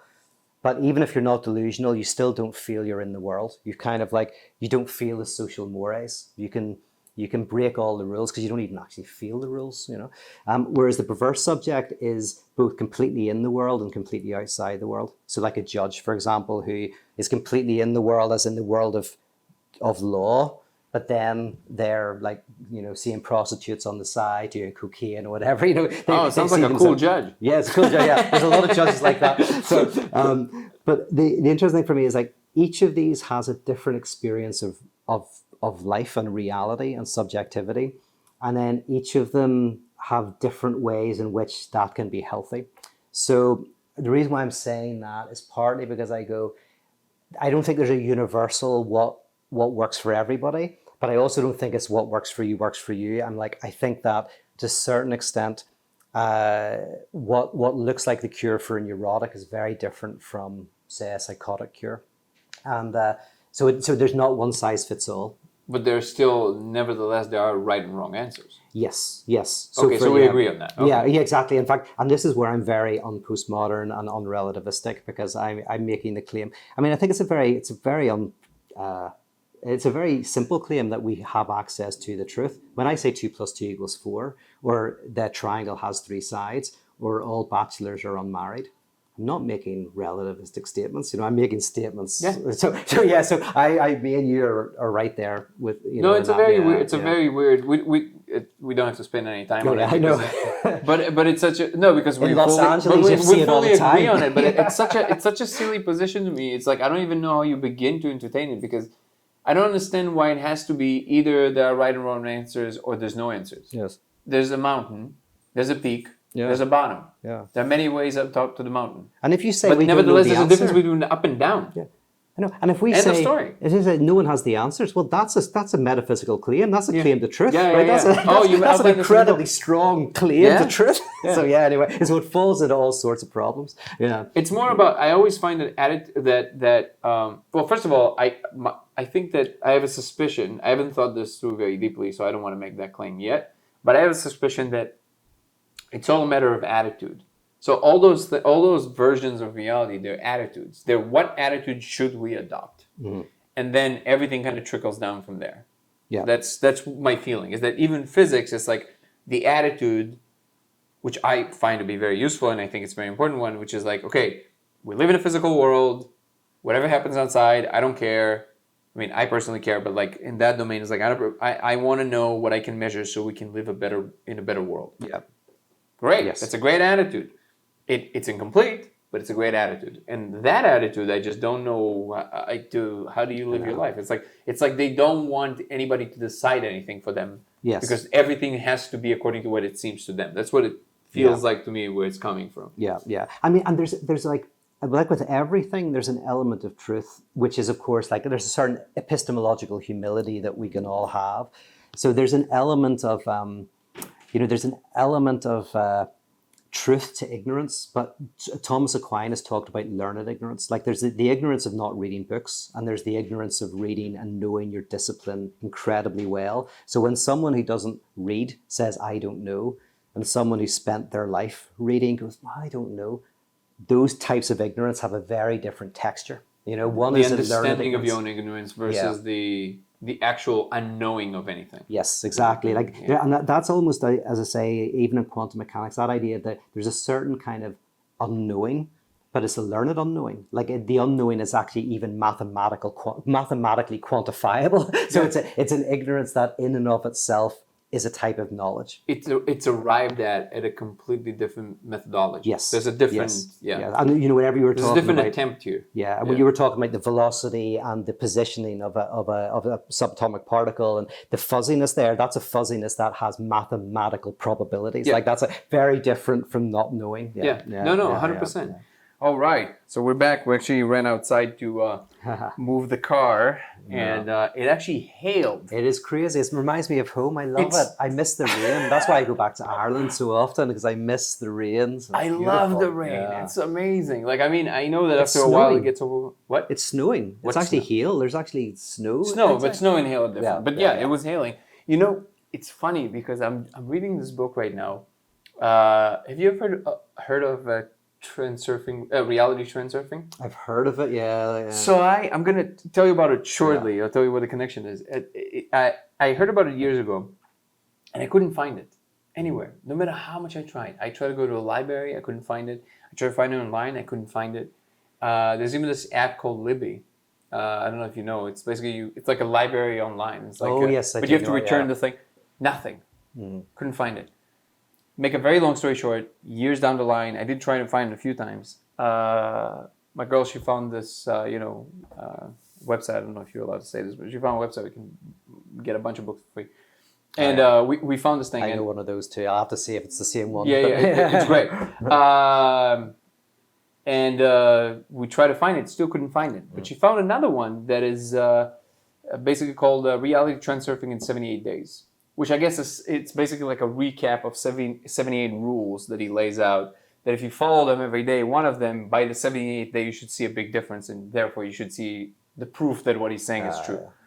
And to like kind of give a really quick recap of the idea is that essentially he's claiming that reality has a very particular kind of rules according to which if you follow them there's like but it's different than books like The Secret and things like that in that he kind of lays out certain rules that are a little bit more concrete, I guess. Now, to the extent that you can call anything concrete in that space. Now, I was fascinated by the idea. It's not like I was looking for like a get-rich-quick scheme. I just wanted to see what's in there because there was a lot of hoo-ha around this book.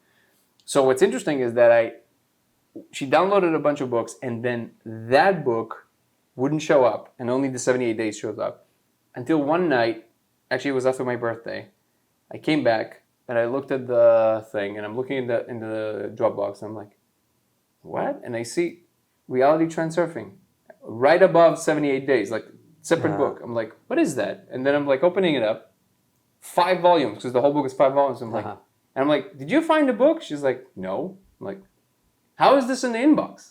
I'm like, that's so weird. Anyways, I'm reading about what he calls pendulums right now. And pendulums are essentially, the way he describes them, they're like those energetic either beings or maybe they're not conscious. It doesn't matter. What they are, they're essentially like those giant swings in the core of reality that they feed off energies of different beings. And essentially, like organizations, political parties, all those things, they're essentially behind them. There's a pendulum. And what it does, it basically enslaves the individuals to believe that they're acting on their own accord. But in reality, it's actually like coercing them to believe certain things so they can pull their energy, positive and negative, it doesn't matter. And every time you try and break the rules of the pendulum, if you're already attached to it, because your energy is basically like vibrating in the same, it goes by the same resonance. Now, given this sounds like a load of crap for a lot of people, I understand that's fine, but it's just a fun way of kind of analyzing it. But what's interesting is that he says when you're trying to break the pendulum's frequency, it will do one or two things. Either, if you're lucky, it will eject you, or it will try and destroy you because you're completely negligible now. There's no use for you, right? So it immediately made me think of the pendulums. I'm like all of a sudden, all this hail out of nowhere. I'm like, oh.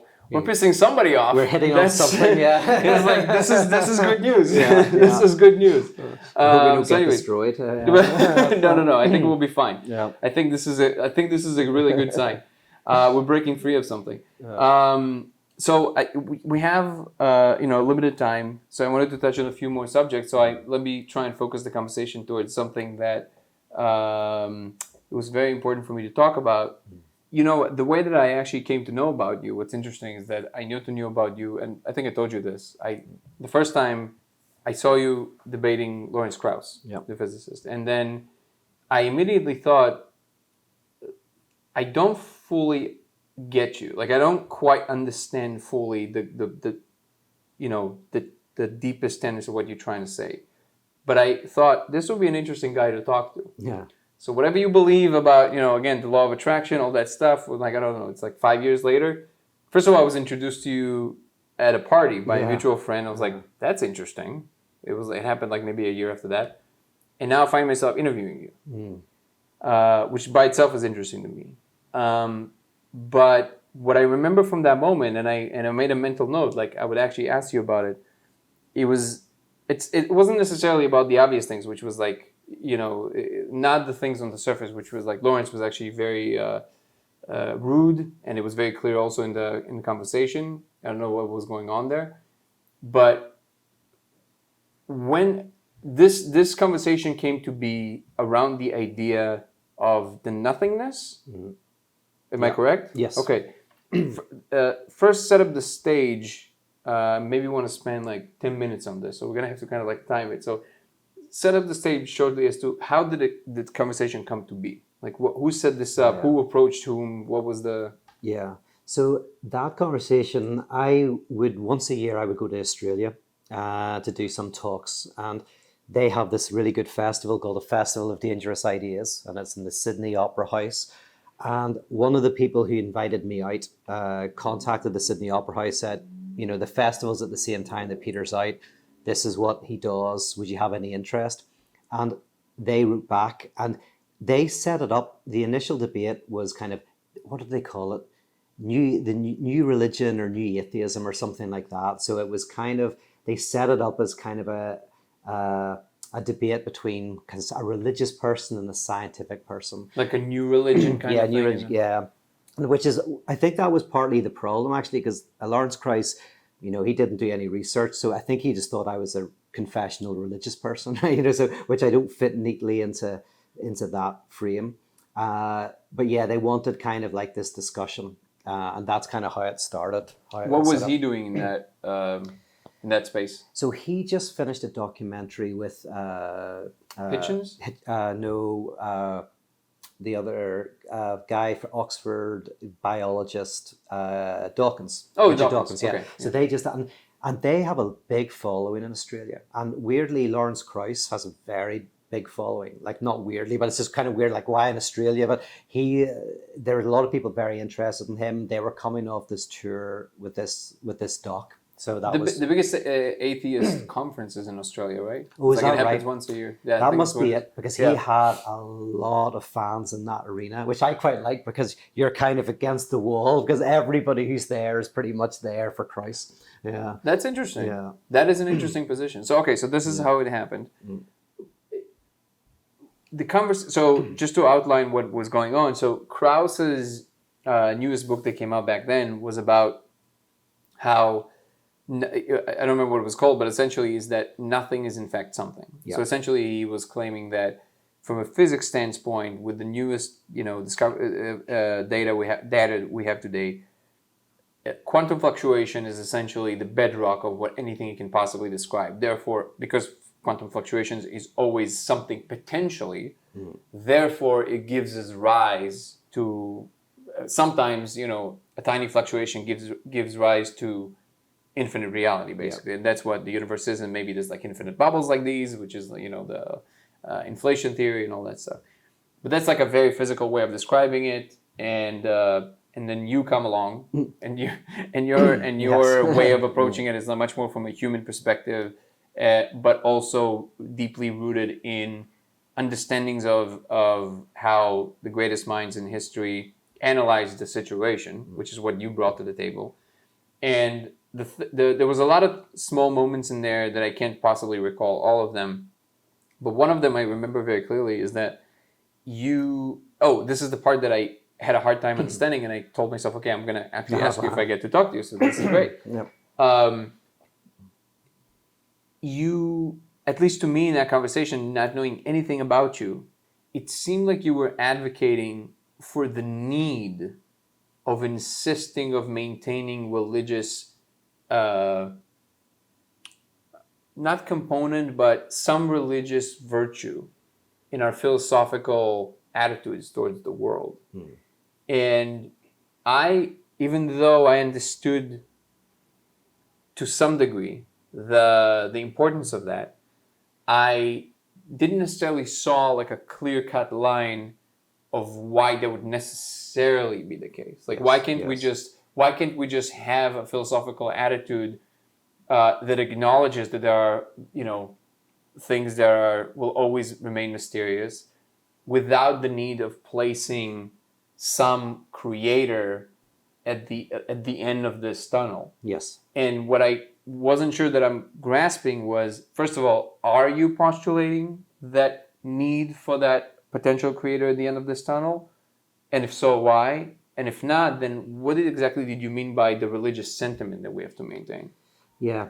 Okay, great. What's Very the difference good. between just philosophical attitude versus a newly formed religious attitude with some component of divinity in it? Yeah. So my position in a nutshell, right, is that, and this is why I'm in the Christian tradition, is that the Christians, properly speaking, not confessional Christianity or whatever, but I would say what makes Christianity interesting is not the belief in God. Christians don't, a lot of Christians believe in God, but belief in God is not that unique. Like, 80% of the world or whatever believes in God. What's interesting is they believe in the death of God, right? And that's a very interesting Christianity, Christians. In the death of God? The death of God. So, yeah, this is a new concept.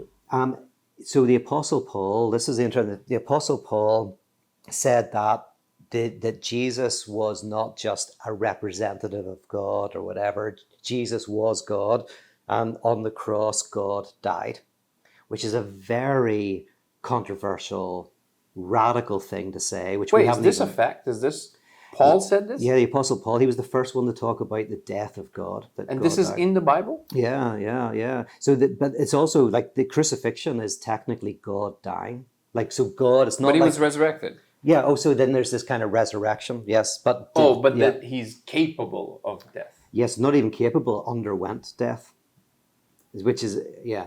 Interesting. I love the I fact thought that Jesus was a representation of, like, I guess his son, and then in that God was still alive, but then no, you're saying God died. died, yeah. And I love, because this is how radical the idea is. So I love, like, you say this today, and it should have, the response you're having right now is the response one should have to this idea, because it's so counterintuitive and heretical and weird that God who is either, like, traditional theists say God exists and cannot die, and traditional atheists say God does not exist, so God cannot die. So the one thing that theists and atheists agree on is God cannot die. Well, I think the thing they have in common is they don't actually spend time of thinking of what God might actually be. The response for me is not because I accept the tenets of Christianity, but because I spend a lot of time thinking about what it might be like to actually perceive what God really is, or what he or it actually is. Yes. And just the thought of that thing dying is crazy. It's crazy, absolutely crazy. So what Hegel does with that, then Hegel's the kind of like originator of this. So this idea of the death of God starts with the Apostle Paul in a very cultic, like local religious way, within Judaism. Right? Then Luther theologizes it. So with Luther, he makes the death of God into a theological concept. Hegel makes it into a philosophical concept. So philosophers say that he raised it to the dignity of philosophy. And then Nietzsche made it an existential concept. So for Nietzsche, he talked about how we all have to undergo the death of God. So interestingly, there is this direct link between the Apostle Paul and Nietzsche. And then I would argue that Freud creates a technology for how to undergo the death of God. So that's a very brief genealogy. But what Hegel says, which is interesting, is that in the narrative of Christianity, you have this notion when Christ cries out, my God, why have you forsaken me? That God experiences a self-division within God. God experiences a type of quantum undecidability, a kind of asymmetry. Right? God is alienated from God.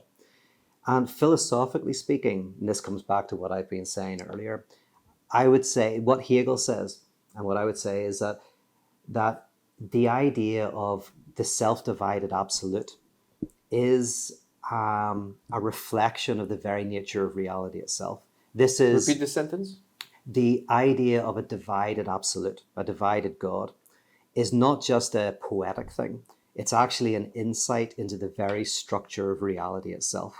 That reality is divided. But does that mean that before then reality was not divided? No, I would say that it's kind of like the manifestation in thought of reality. So in this moment, which is interesting, God was never thought of as self-divided. God was always, or the absolute, or whatever, was always a totality. And we might feel doubt or unknowing or self-division, but the absolute is not self-divided. In Hegel, he says, no, the absolute is divided as well, which basically means that, funnily enough, is that our own experience of division is reflected in everything, or is right the way through. And that's the argument that I'm making, is that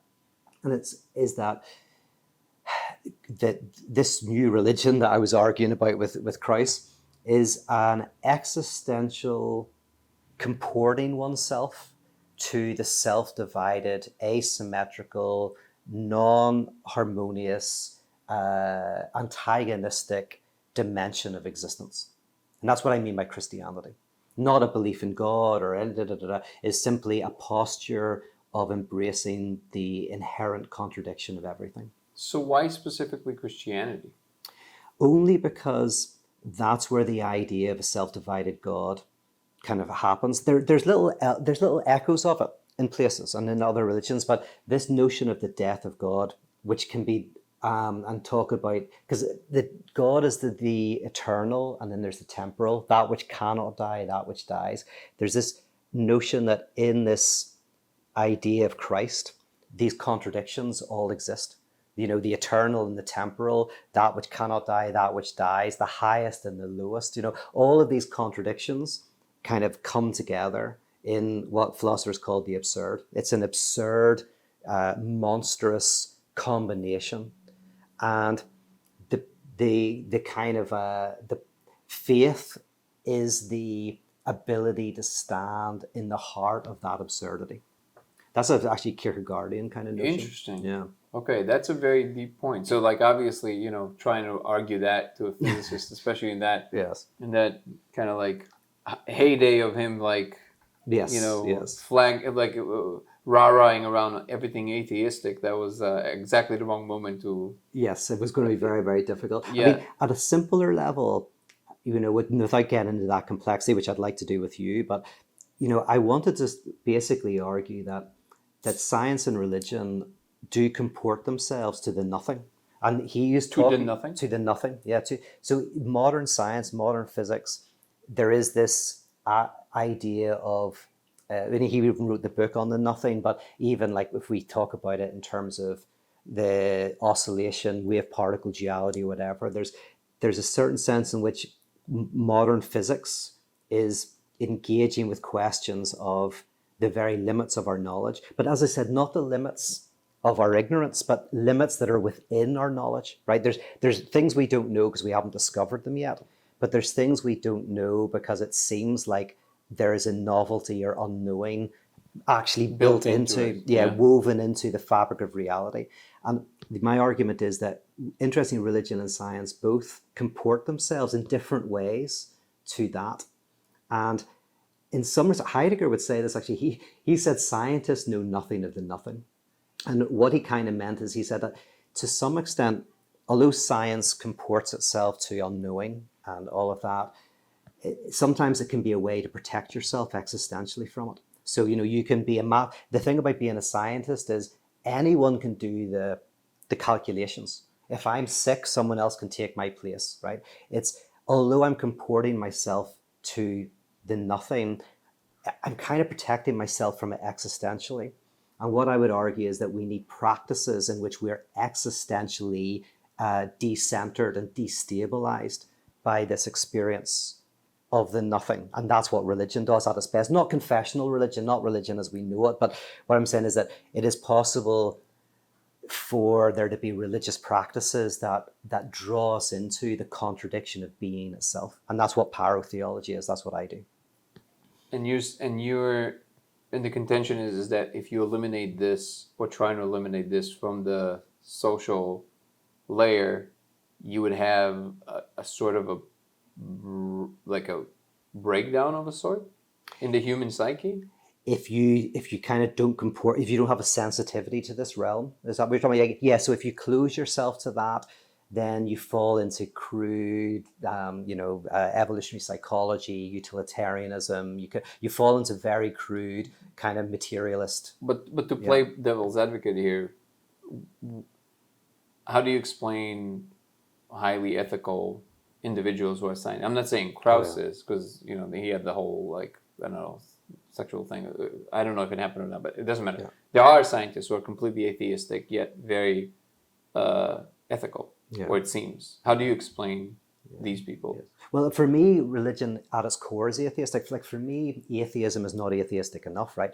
The problem with a lot of atheism is that it still has a notion of totality and completeness. So, a lot of people say give up the idea of a God, but then they believe it, that commodity satisfaction, psychedelic enlightenment, sexual liberation, all of these are just ersatz gods.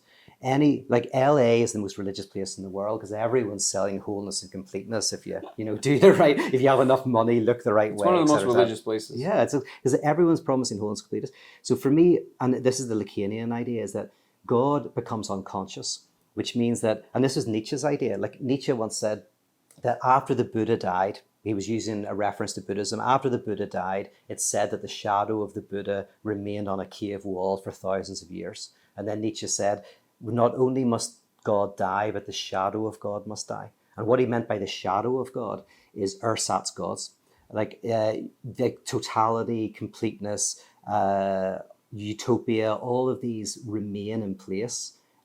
They're just secularized. So my argument is theology proper is about bringing you into the idea of a radical contingency and novelty and surprise within the universe itself. So a non-total, the universe is contradictory. That's kind of the argument. And the cure is to encounter that liturgically, to have practices that draw you into this contradiction. And that's why parotheology is not theistic or atheistic. It's atheistic. It's a-theistic, yeah. But my issue again with atheism in its kind of very kind of crude form is, as I say, it's not atheistic enough. It hasn't like Nietzsche would say, you have his whole parable, of the death of God. If you read it, he's not talking to religious people. I never heard of this. Oh, this is crazy. Oh. Like, you want to tell me that this is in the Bible, and this is like, I'm assuming this is like a fringe interpretation of it, or? Well, yeah, this is what I think the next Reformation is. So I think Hegel is the next Reformation. So but I think once you read it like this, you can't not read it like this. Like you can't not. Yeah. So for example, the Bible starts with a story, an Oedipus story. So in the story of Oedipus, very basically, Freud tells a story. Oedipus wants to sleep with his mother. His father gets in the way, kills the father, sleeps with his mother. Right, as one does. As one does, absolutely, completely normal, right? And it's a disaster, right? Now, one way to understand that story is that the mother represents oceanic oneness, return to the womb, return to the undivided world, right? The father is what gets in the way of this utopic return to oceanic oneness. The son gets through the prohibition, gets the oceanic oneness, and it's a disaster. So it's a kind of way for Freud to say, fulfill your dreams so that you realize your dreams do not fulfill you, the abject horror of your dreams and all of that. So you have to go through the moves. You have to become a movie superstar to discover that the truth is not there. The truth is not there, and then start the real path towards enlightenment. That's very good. Absolutely. Now, here's a way to read. Do you absolutely, according to this kind of school of thought, do you absolutely have to hit like a certain level of like understanding that it's actually not there, or can you just skirt all that and just focus on starting to get, or is it impossible to start getting enlightened before you experience that? I would say that we all kind of, by the time we emerge as subjects in the world to different extents, depending on our structure, we are all susceptible to the oceanic oneness, to the mother. So all of us have to undergo the death of God, but it doesn't mean that we have to get it and realize that we can have that realization. So it might be the first time you fall in love with someone and they break your heart. It might be you lose your job. It might be something very simple, like it might be you lose a friend. It could be something, but something happens in your life in which you kind of realize that you can't get the thing. Now, here's the thing about the Bible, which is conclusive. Which kind of fixes that everything. Experience is kind of conclusive for you. You're like, oh, you really can't. Yes, I would say yes. It's kind of, and I would say it's the nihilistic core of Christianity. It's conversion. It's the realization that there is no sacred object that can fix anything. But I'll give you it like this. So in Adam and Eve in the Garden of Eden, similar structure. There's an apple. They think getting the apple, they'll be like God, which traditionally means to lack the lack. They'll be like God. There's a prohibition. You can't have the apple. The prohibition generates the desire. I can't have it. I want it. The serpent is saying, if you eat this apple, you'll be like God. They eat it and it's a disaster. So in Freud, you've got the superego telling you that, if only you're nicer, if you're having more sex, have more friends, you'll be better. The serpent is like the superego, a conjunction. Just get the fruit, eat it, it'll be great. So then in Christianity, you have the recreation of this garden. You have in the Temple of Jerusalem, the Holy of Holies, where God is, a curtain. And then you've got the court of Gentiles where you hang around. At the very moment when Christ cries out, my God, why have you forsaken me? The temple curtain rips. You see inside the Holy of Holies and there's nothing there. The nihilistic core of conversion, there's no sacred object. This is the moment of nihilism, the moment of the nothing. But then you realize, and this is resurrection, that the sacred is not an object that you love. The sacred is the depth dimension you discover in the act of love itself. And so the collective of the post-crucifixion collective is the collective of people who experience meaning not through loving the sacred object, but through love itself, through the act and art of love. So it's right here and now. Right here and now. The heaven and hell are inside of you, essentially. Yeah. And it's amazing, the moment that Christ cries out, my God, why have you forsaken me? So symbolically, the moment when you find that God is divided, like all reality is contradictory, is the moment the curtain rips, the moment you realize there's nothing there. But this is the failure of success. This is where you see the Holy of Holies and it's nothing. But then you go into the failure and you find a success in the failure. And the success of the failure is, oh, what makes life meaningful is the work itself. So the kingdom of God is in the work of the kingdom of God. What makes life meaningful is that we give ourselves over to the work of love. Wow. Two things that I want to kind of touch on, and then unfortunately, I can literally talk about this for hours, so I'm like, we're going to have to wrap it up because you have to go. The first thing is that, actually, let me take a step back before I ask that. Yeah. The first thing, because I will forget this part, the first part that I wanted to ask is that you're saying that Christianity is the one religion in which this negation, this disconnect, this dichotomy, what would you call it? The kind of dialectic, I would maybe call it. The split is outlined to some extent. But what about, how can it be universal? Like, whatever the truth might be, it must be universal. Yeah. Right? Yes. It cannot just be... Yes. Couldn't be the truth if it wasn't universal. Exactly. Yeah. So if it's universal, how can you have salvation for people who never heard of Christianity? Yeah. Like that. Yeah. So for me, this is, I'll call it the Christ event for a second, just because the name, because this is kind of historically this idea of the self-divided God. But that event for me is a universal event. Now, there's certain technologies that help one experience that. One of those technologies is psychoanalysis. So psychoanalysis, I think, is a technology to help you encounter this Christ event.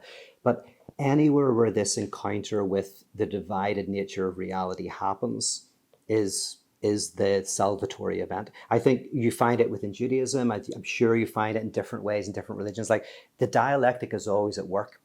It's just really interesting that this image of Christ crucified is such a foreign, weird idea that, as I say, it took all the way to Hegel to be able to make philosophical sense of it. And then we haven't, and we're still a couple of hundred years from Hegel, and we haven't been able to develop a liturgical practice from it. So my work is attempting to create a practice, a form of life, a series of what I call decentering practices, and an experience called transformance art. Transformance art and decentering practices are designed to help us experience this event. So, but why? And this is, I guess, I hear this question resonating with what Lawrence Krauss was resisting to, which is, why then, if we're using it as a metaphor for something that we can all experience through either psychoanalysis or other tools, why maintain loyalty to this one particular story? Yeah. Because the story, as much as it's known, so it's easy to piggyback on a story that is very known instead of reinventing a new story. But it also, because it's so known, it's so loaded. Yes, it's so loaded. And so there's a couple of problems that you get. One of the problems is like, I talk about this, but when you actually talk about actually existing churches, they've got the exact opposite opinion of God. Like, God does not die. So, and this is one of the problems with psychoanalysis, as a correlate, is in psychoanalysis there's technical terms that are used, like mother and father, phallus, castration. And you go like, why are we using the word castration? Because castration in psychoanalysis does not mean literal castration, but it originates from these early sessions that Freud was doing, where he did find some people were scared of being castrated by their parent if they did something wrong. So it kind of came from that insight, but very quickly it was like, oh no, castration isn't really about castration, it's a symbolic thing, but we're stuck with the name. But we could find another name. So when I talk about the Christ event, it's because with that image of Christ, my God, why have you forsaken me? The Christ, the God on a cross dying, it's connected to that kind of historically, that's like the baptism, but the name that name also causes problems. It's also baggage. So I have to spend a lot of time, which is. But that's my question. So that's my question. Yeah. Why did you decide to stick with that? Is it possible that I remember this clearly now from the conversation. I wanted to ask you very honestly and openly and directly. Is it possible that those are biases you carry from childhood, and therefore you decide to maintain the Christian? Like no matter what, you will stick with the Christian thing, and you will, make everything else that you learn to believe fit. Yeah. Is that possible? Is that, or you think it's much more sophisticated than that? Yeah, no, I think now again, but this is all open to debate. But I think that no, for you personally. You personally, yeah, because I didn't grow up religious. To stick on this. I came to religion late, so for me, no, it was literally that lineage that I talked about. Is that this notion of the death of God came from that particular tradition. And then, as I say, Paul to Luther to Hegel to Nietzsche and then to kind of Lacan is a kind of like, it has this heritage. But as I say, it's like the word castration, or it's like there's other words for it. Like if I wanted to use a less religious term, I could call it an encounter with dasting. So it's a Freudian term, is dasting the thing. Dasting? Dasting. What does that mean? And I would love to for a second. Sure, and then if you think we're off topic, bring us back. But no, I just want to understand. Oh yeah, no, it's great. So dasting, right.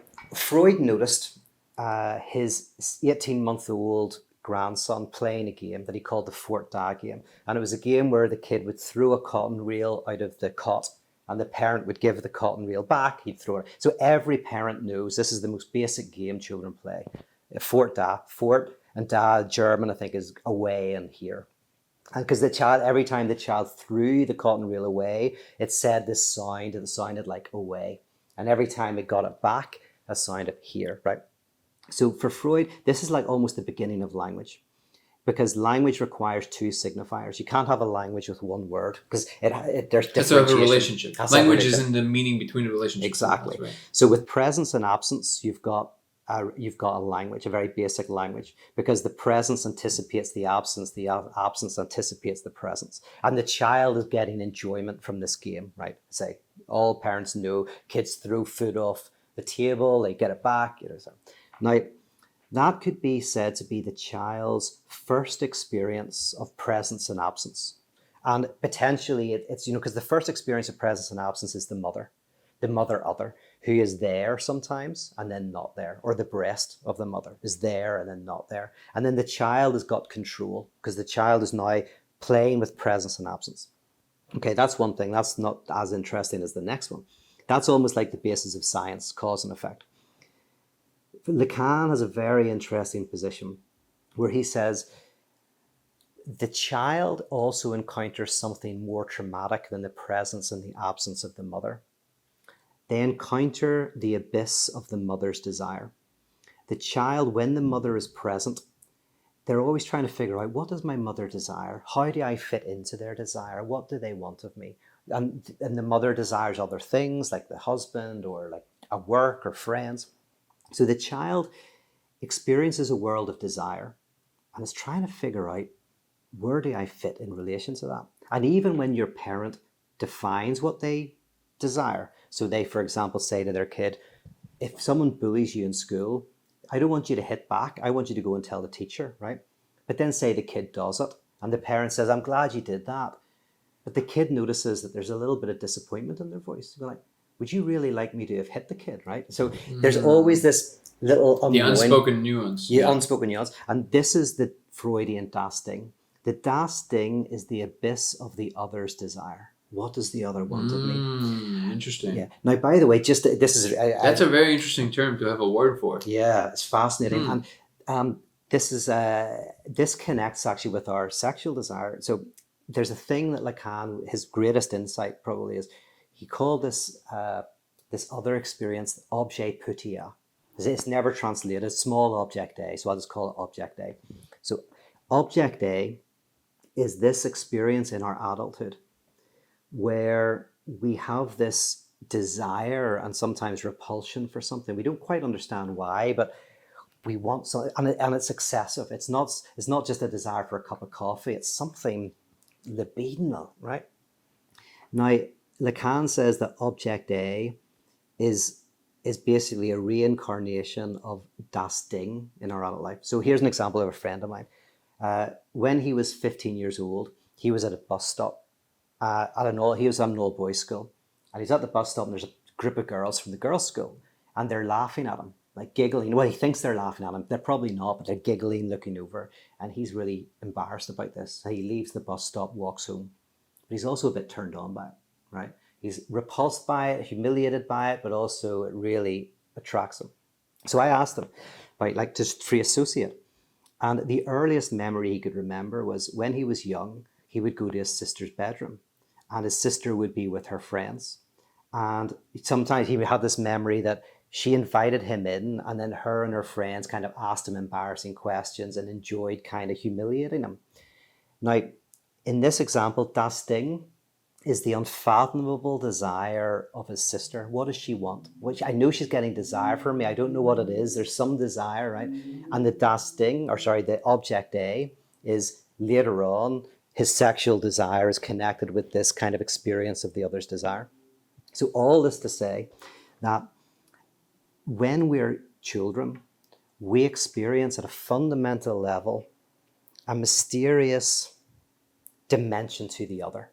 The other, even the most familiar object, the mother, has this mysterious dimension that is both fear-inducing and desirous, right? We fear it and desire it.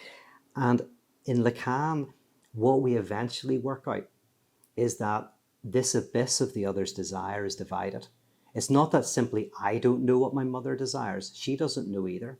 So Hegel once said brilliantly, he said, the mystery of the Egyptians were mysteries to the Egyptians as well, which is a brilliant line, right? And what I'm basically arguing is that religion is a way of playing out this encounter with the das Ding of the universe. And the ultimate insight is that the unknown dimension of the universe is divided.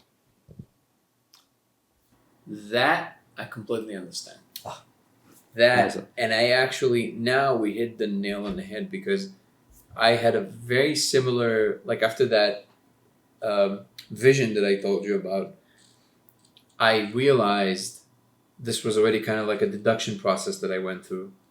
And I realized that if any of this is true,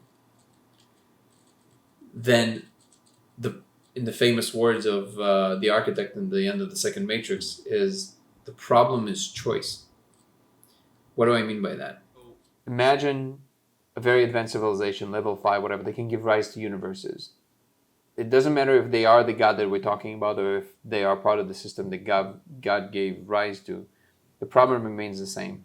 They cannot inspect this middle hole of the donut in reality.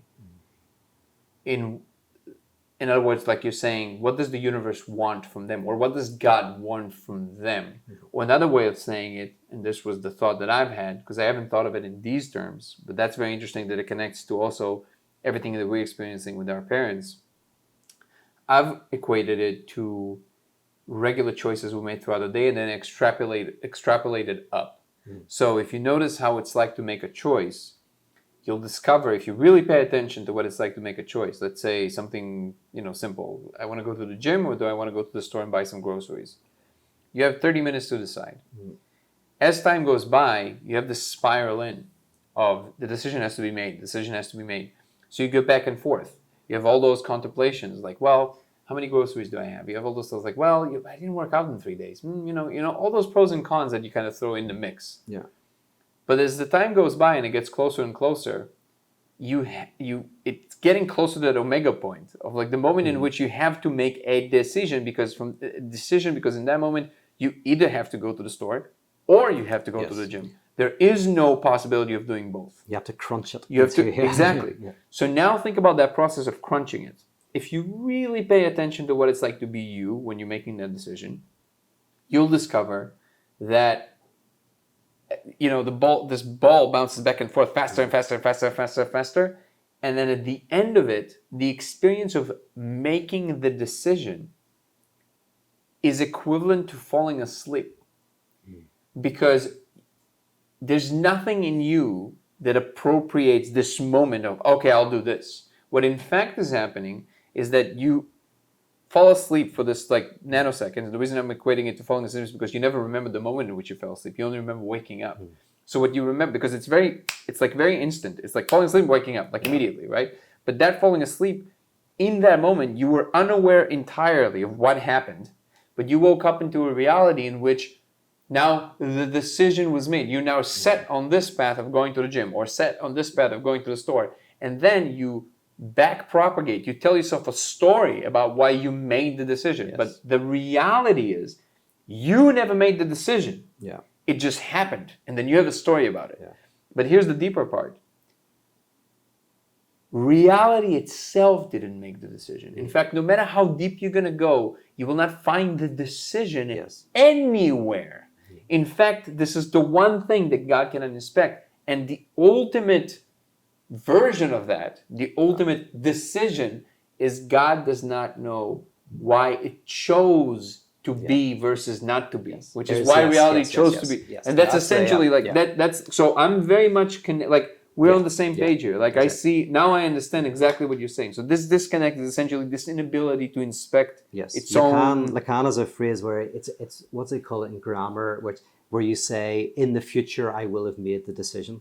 So basically, in the future, I will have made a decision. There's no point where the decision is made. The decision's either not made or in the future where it is it's the made. whole to the donut of reality. There is nothing there, and there's no holy object. There's no.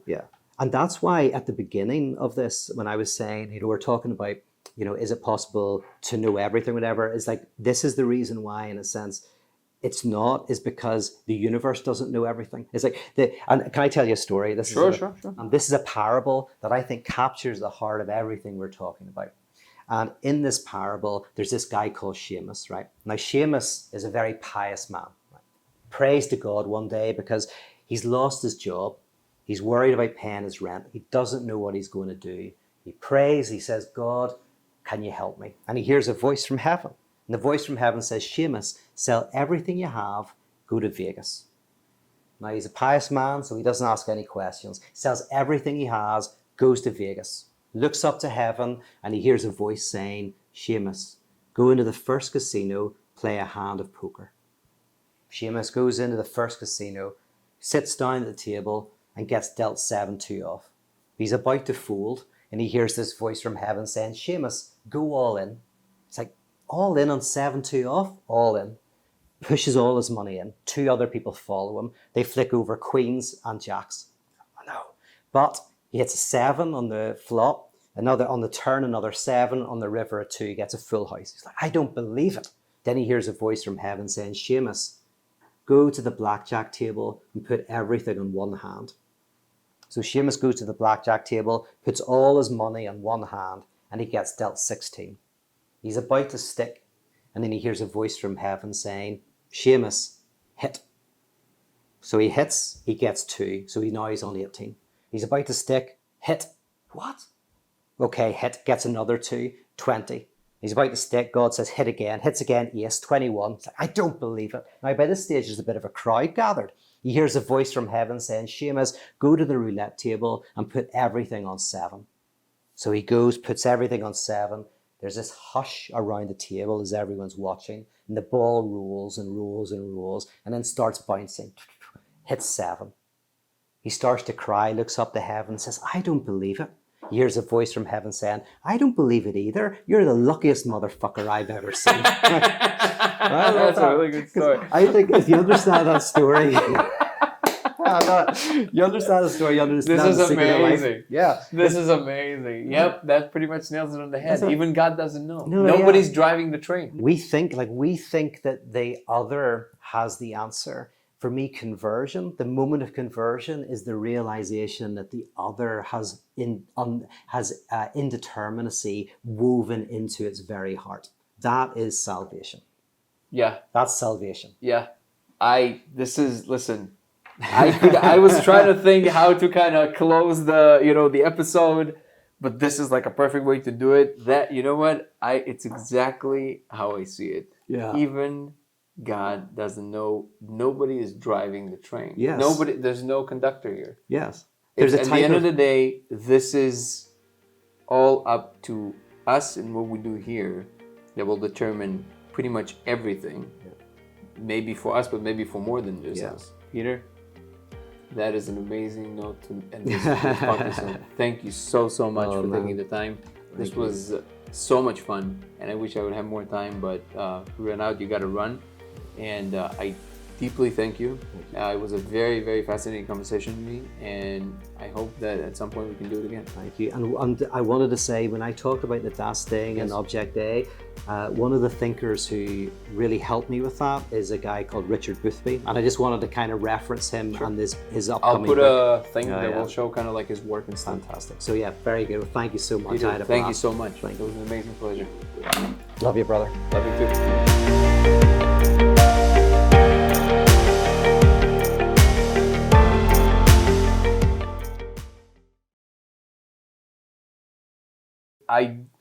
I do want to. Okay, let me ask you one last thing, and then we can enjoy. This is amazing. Thank you. How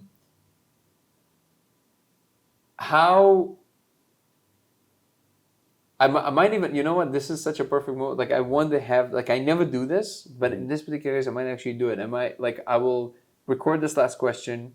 Oh, and maybe put it in. And I might like edit as like a thing, because this was a perfect way to end it. I might just like put my like thank you so much right after that, because that was perfection.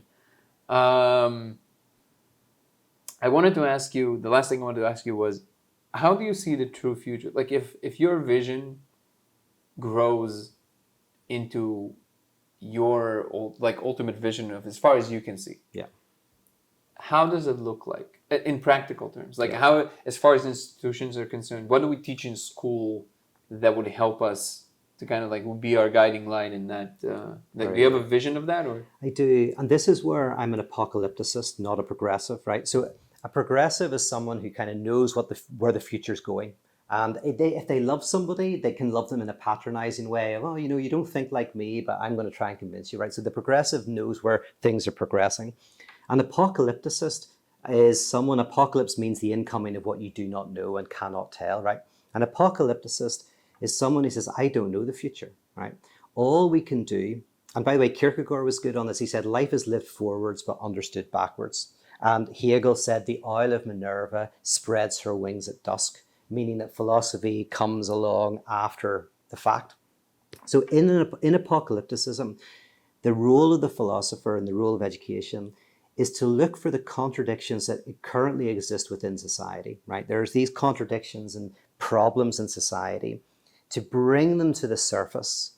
And in doing that, something new will emerge. So to give one example, if a couple are in a bad place, they've been married for years, they don't really love each other very much, one's having an affair, the other person's always out with their friends, there's all these symptoms, like from health issues to anger to their kids, suffering from anorexia, all of this stuff, right? And they finally decide to go to a therapist, an analyst, and they sit down with the analyst.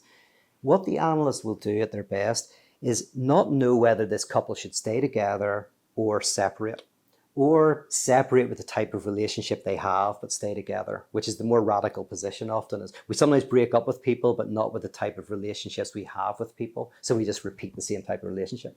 But anyway, you go to the analyst, they bring all of the stuff to the surface, so they talk about everything and they bring all of the crap to the surface, and the analyst going like, I don't know what's going to happen, but all I know is this: your relationship is never going to be the same. Maybe you'll split up and find someone else. Maybe you'll find a new way to be together. I don't know. All I know is that if we don't bring the underlying antagonisms to the surface, you could do another 20 years of this terrible relationship with all of this crap. But if we can bring all of that stuff to the surface, it will explode into something better. That's for me what we need to be doing, is instead of thinking, I know where the future is. Can I give you one example? Sure. From Northern Ireland, I grew up in a war called the Troubles, right?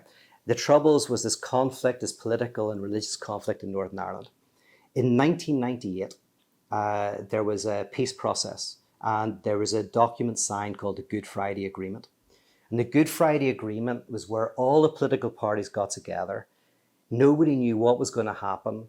And over these 48, 72 hours, they just argued everything out.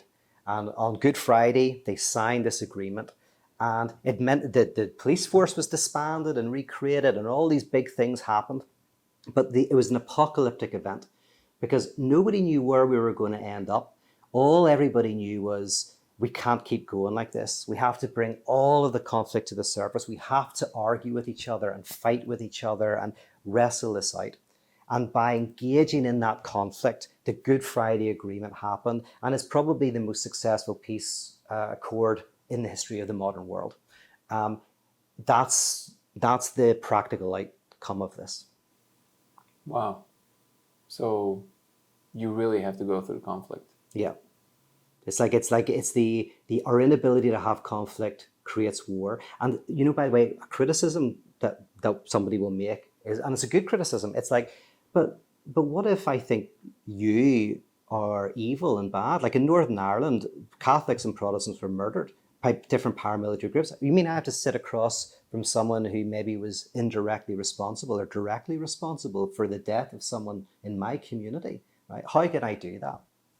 But the answer is this, is like, it's not about morality or immorality in a sense. It's about whether novelty will happen. Like, if we don't sit, we're just going to end up destroying each other. We're just going to end up another 40 years of this conflict, another 30 years of the conflict. If I sit down with you, it's because only in the aggressive back and forth can a possibility of a new future arise. And so it's like literally going like, it's a question of like life or death. And in Northern Ireland, it was a question of life or death. It's going like a 30-year war. Can we do this for another 30 years? No. We just have to sit down, and I can still not like you, but I'll sit down with you and fight it out.